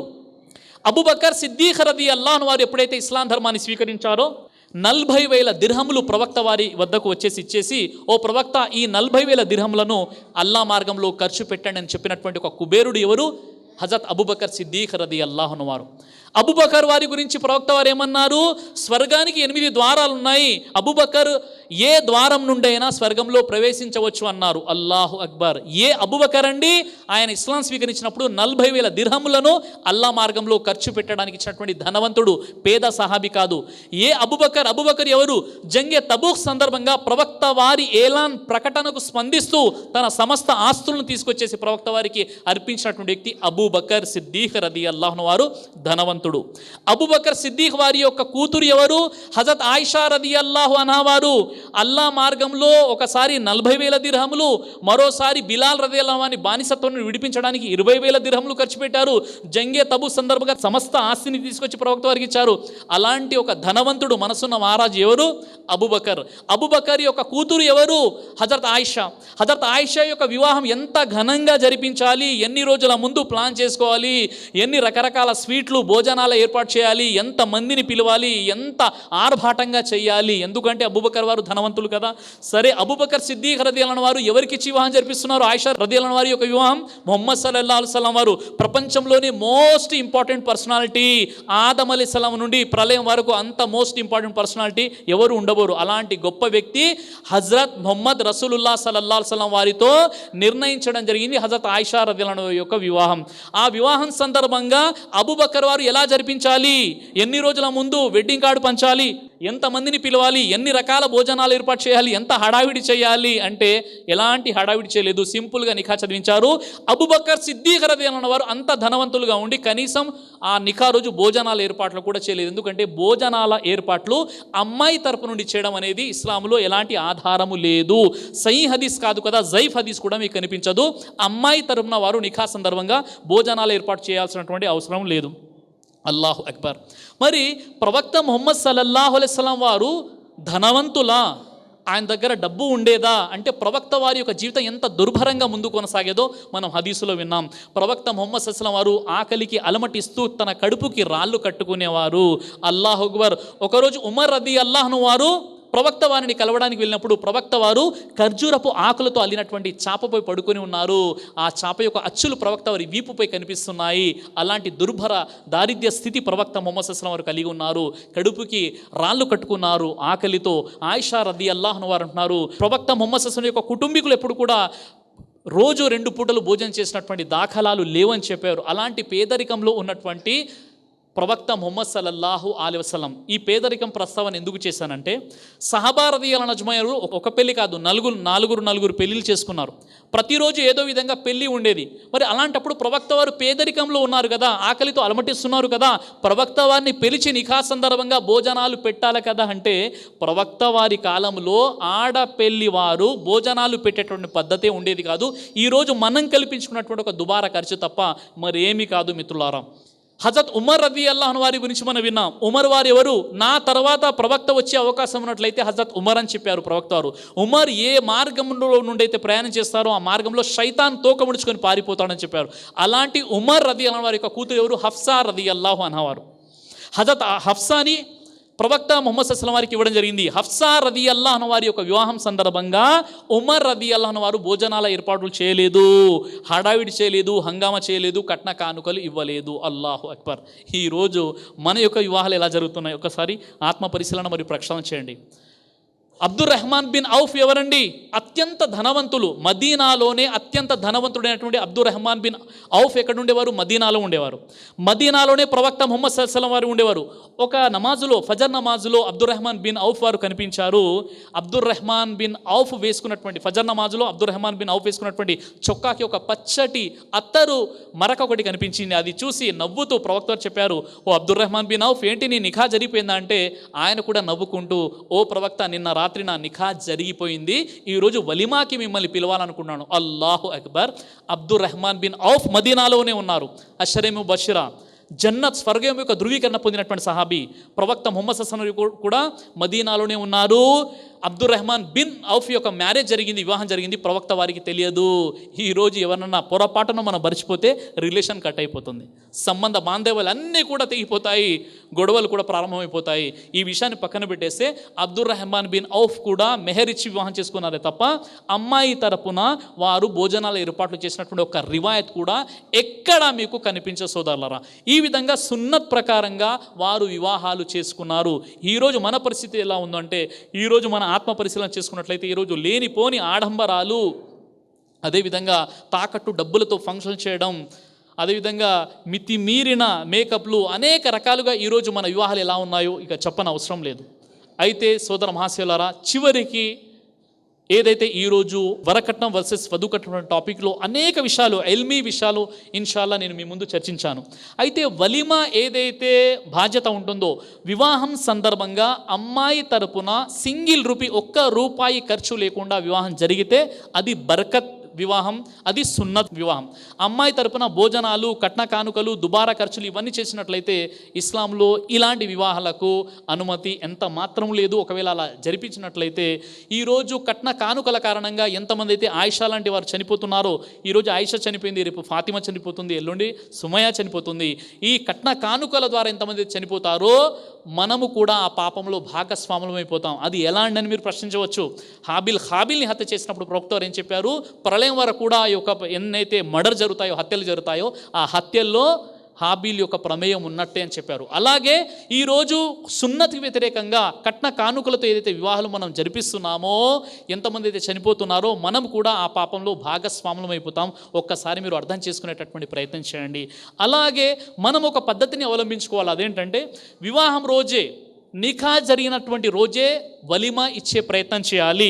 కొంతమందిలో ఉన్నటువంటి ఒక ఆలోచన ఏంటంటే, లేదండి మేము వలిమా ఇవ్వాలంటే కనీసం ఒక రాత్రైనా వధువుతో గడపనిదే, సమయం కేటాయించనిదే వలిమా ఎలా అవుతుంది అని కేవలం మన నోటి మాటలు తప్ప హదీస్లో ఎక్కడా కూడా లేదు. అధిక శాతం ఉలమాలు చెప్పే విషయం ఏంటంటే, నిఖా జరిగిన రోజే అమ్మాయి తరపు నుండి భోజనాలు కాకుండా అబ్బాయి తరపున వారు వలిమా ఇచ్చినట్లయితే భోజనాల భారం అనేది అమ్మాయిపై పడదు అని చెప్పారు. అల్లాహు అక్బర్. ఈ విధంగా నిఖా రోజే వలిమా ఇచ్చేటటువంటి ప్రయత్నం మనం చేయాలి. మరి కొంతమంది ఏం చేస్తున్నారంటే 50-50 కాన్సెప్ట్ తీసుకొచ్చారు. ఆ 50-50 కాన్సెప్ట్ ఏంటంటే, ఖర్చులో అమ్మాయి తరపున వారు 50%, అబ్బాయి తరపున వారు 50%. ఇది కూడా ఒక రకమైనటువంటి బిదత్. అమ్మాయి తరపున ఒక సింగిల్ రూపీ కూడా ఖర్చు లేకుండా వలిమా జరిపించాలి. ఒకవేళ మీకు వలిమా జరిపించే స్తోమత లేనట్లయితే ప్రవక్త వారు చెప్పారు, కొన్ని ఖర్జూరాలు తినిపించండి, స్వీట్లు తినిపించండి, ఒక హరీరా లాంటి పానీయం మీరు త్రాగించినా వలిమా అయిపోతుందని ప్రవక్త వారు చెప్పారు. ఏ వలిమాలోనైతే ధనవంతుల్ని పిలిచి పేదవారిని వదిలేస్తే అలాంటి వలిమ అత్యంత నీచమైనటువంటి వలిమని ఎందుకన్నారు? ఒక పేదవాడికి ఆ యొక్క వలిమా ద్వారా అతని కడుపు నిండాలని ప్రవక్త ముహమ్మద్ సల్లల్లాహు అలైహి వసల్లం వారు 1400 సంవత్సరాల క్రితం ఈ విషయాన్ని తెలియజేశారు. అయితే సోదర మహాశయులారా, ఖురాన్ మరియు సహీ అహదీసు గ్రంథం వీళ్ళలో దాదాపుగా 1.5 గంట వరకు అల్హమ్దులిల్లా మీకు ఖురాన్ మరియు సహీ అహదీస్ వెలుగులో ప్రవక్త ముహమ్మద్ రసూలుల్లాహ్ సల్లల్లాహు అలైహి వసల్లం వారి యొక్క హదీసు గ్రంథాల వెలుగులో మీకు నిఖా వరకట్నం వర్సెస్ వధుకట్నం అనేటటువంటి అంశాన్ని చాలా కూలంకషంగా హదీస్ రివాయతులతో పాటు ఆధారాలతో పాటు రిఫరెన్స్తో పాటు నేను మీ ముందు తెలియజేశాను. ఈరోజు ఫికా పరమైనటువంటి చిన్న చిన్న విషయాల్లో విభేదించుకొని చిన్న చిన్న సున్నత్ విషయంలో మనం మసీదులు వేరుగా ఏర్పాటు చేసుకున్నాం. వీరంటే వారి పడదు, వారంటే వీరికి పడదు. చిన్న చిన్న హదీసుల విషయంలో, చిన్న చిన్న ఫికా విషయంలో మరి అలాంటప్పుడు ఒక నిఖా జరిపించేటప్పుడు ఆ నిఖా హలాలా హరామని మనం ఆలోచించకపోవడం అత్యంత విచారకరమైన విషయం. ఇక్కడ కూర్చున్నటువంటి పురుషులు, అదేవిధంగా సోదరులు ఎవరైతే పరదాలో ఉంటూ సోదరులు ఎవరైతే ప్రసంగం విన్నారో, ఇన్షాల్లా సున్నత్ ప్రకారంగా నిఖా జరిపించేటువంటి ప్రయత్నం చేయండి, అందులో బరకత్ ఉంటుంది. ఈరోజు నిఖా జరిపోయిన తర్వాత, సున్నత్కి వ్యతిరేకంగా పెళ్లి జరిపోయిన తర్వాత తల్లిదండ్రులు ఏమని కంప్లైంట్ చేస్తున్నారో తెలుసా? చూడండి, మా అబ్బాయి భార్యకు బానిస అయిపోయాడు, మా మాట అస్సలు వినట్లేదండి అని అంటున్నారు. బానిస అయిపోడా? ఎందుకు? కట్న కానుకలు తీసుకున్నాడు. అదేవిధంగా అమ్మాయి తరపున తల్లిదండ్రులు లక్షల రూపాయలు అప్పు చేసి వాళ్ళు డబ్బులు తీసుకొచ్చి ఇచ్చారు. ఇతడు ఆఫీస్ వెళ్ళడానికి బైక్ ఎవరిచ్చారు? అమ్మాయి తరపున వారి అత్తగారు ఇచ్చినటువంటి బైక్. అదేవిధంగా ఇతడు ఇంటికి వచ్చేసి అలసిపోయి బెడ్పై కూర్చుంటే ఆ బెడ్ కూడా అత్తగారు పెట్టినటువంటి బెడ్. అదేవిధంగా ఇతని యొక్క దుస్తులు పెట్టుకోవడానికి ఆ బీరువా కూడా అత్తగారు ఇచ్చినటువంటి బీరువాయే. ఇతడు అలసిపోయినప్పుడు వేసుకున్నటువంటి కూలర్, అది కూడా అత్తగారు పెట్టింది. ఇంట్లో మొత్తం కూడా సర్వం అత్తమయం అయిపోయినప్పుడు అత్తగారి యొక్క కూతురి మాట వింటాడా లేక తల్లిదండ్రుల మాట వింటాడా? మనం ఇక్కడ ఏదో పొరపాటు జరిపోయి భార్యకు బానిస అయిపోయాడంటే బానిస అయిపోడా? తప్పకుండా అయిపోతాడు. కాబట్టి ఆ బానిస బ్రతుకుకి మనం స్వస్తి చెప్పేసి ఖురాన్ హదీస్ ప్రకారంగా సున్నత్ ప్రకారంగా మెహర్ చెల్లించి సాదా సీదాగా వివాహం జరిపించుకోవాలి. అందుకే ప్రవక్తలు చెప్పారు, ఏ నిఖాలోనైతే తక్కువ ఖర్చు అవుతుందో అది ఉత్తమమైనటువంటి నిఖా అని చెప్పారు. అల్లాహు అక్బర్. ఇంత గొప్ప విషయాలు ఈరోజు మన సమాజంలో ఉన్నాయి. మనము కనుక ఖురాన్ మరియు సహీ హదీస్ వెలుగులో నిఖాని సులభతరం చేసినట్లయితే ఎంతోమంది ముస్లిమేతరులు ఈరోజు ఎంతోమంది యువతులు బలైపోతున్నారండి. కట్న కానుకల కారణంగా సూసైడ్ చేసుకున్నారు, ఆత్మహత్యలు చేసుకున్నారు. ప్రతిరోజు కూడా అనునిత్యం మనం చూస్తున్నాం. ఒకవేళ ముస్లింలు ప్రవక్త వారి సున్నత్ వీరులో నిఖాలు చేసుకున్నట్లయితే ఆ గైరు ముస్లిమ్స్ అనుకుంటారు, అయ్యో ఇంత సులభంగా మా పక్కనే ఉన్నటువంటి అన్వర్ భాయ్ గారు మొదటి అమ్మాయి వివాహం చేశారు, ఖర్చు పెట్టలేదు, ఆస్తులు అమ్ముకోలేదు, తాకట్టు నుండి డబ్బులు తీసుకురాలేదు, ఫైనాన్స్లో డబ్బులు తీసుకురాలేదు, అమ్మాయి వివాహం చేశాడు. రెండో అమ్మాయి వివాహం జరిగిపోయింది, అయ్యో అక్కడ కూడా ఎలాంటి తాకట్టుతో డబ్బులు తీసుకురాలేదు, ఆస్తులు అమ్ముకోలేదు, ఫైనాన్స్కి డబ్బులు తీసుకురాలేదు. మూడో అమ్మాయి వివాహం కూడా చేశాడండి, ఎలాంటి ఖర్చు పెట్టలేదు. మా పక్కనున్న అన్వర్ గారు, అప్పారావు గారు ఏమంటాడు, అయ్యో ఇలాంటి ధర్మంలో నేను పుట్టినట్లయితే ఎంత బాగుండేదండి అని. ఆ విధంగా అప్పారావు గారి హృదయంలో ఇస్లాం కిరణాలు వికసిస్తాయి. అలా కాకుండా మనకంటే ఎక్కువగా పెద్ద లిస్టు చెప్పాను కదా, అలాంటి లిస్టు వారు విన్నారనుకోండి జీవితంలో కూడా ఇస్లాం వైపునకు రారు.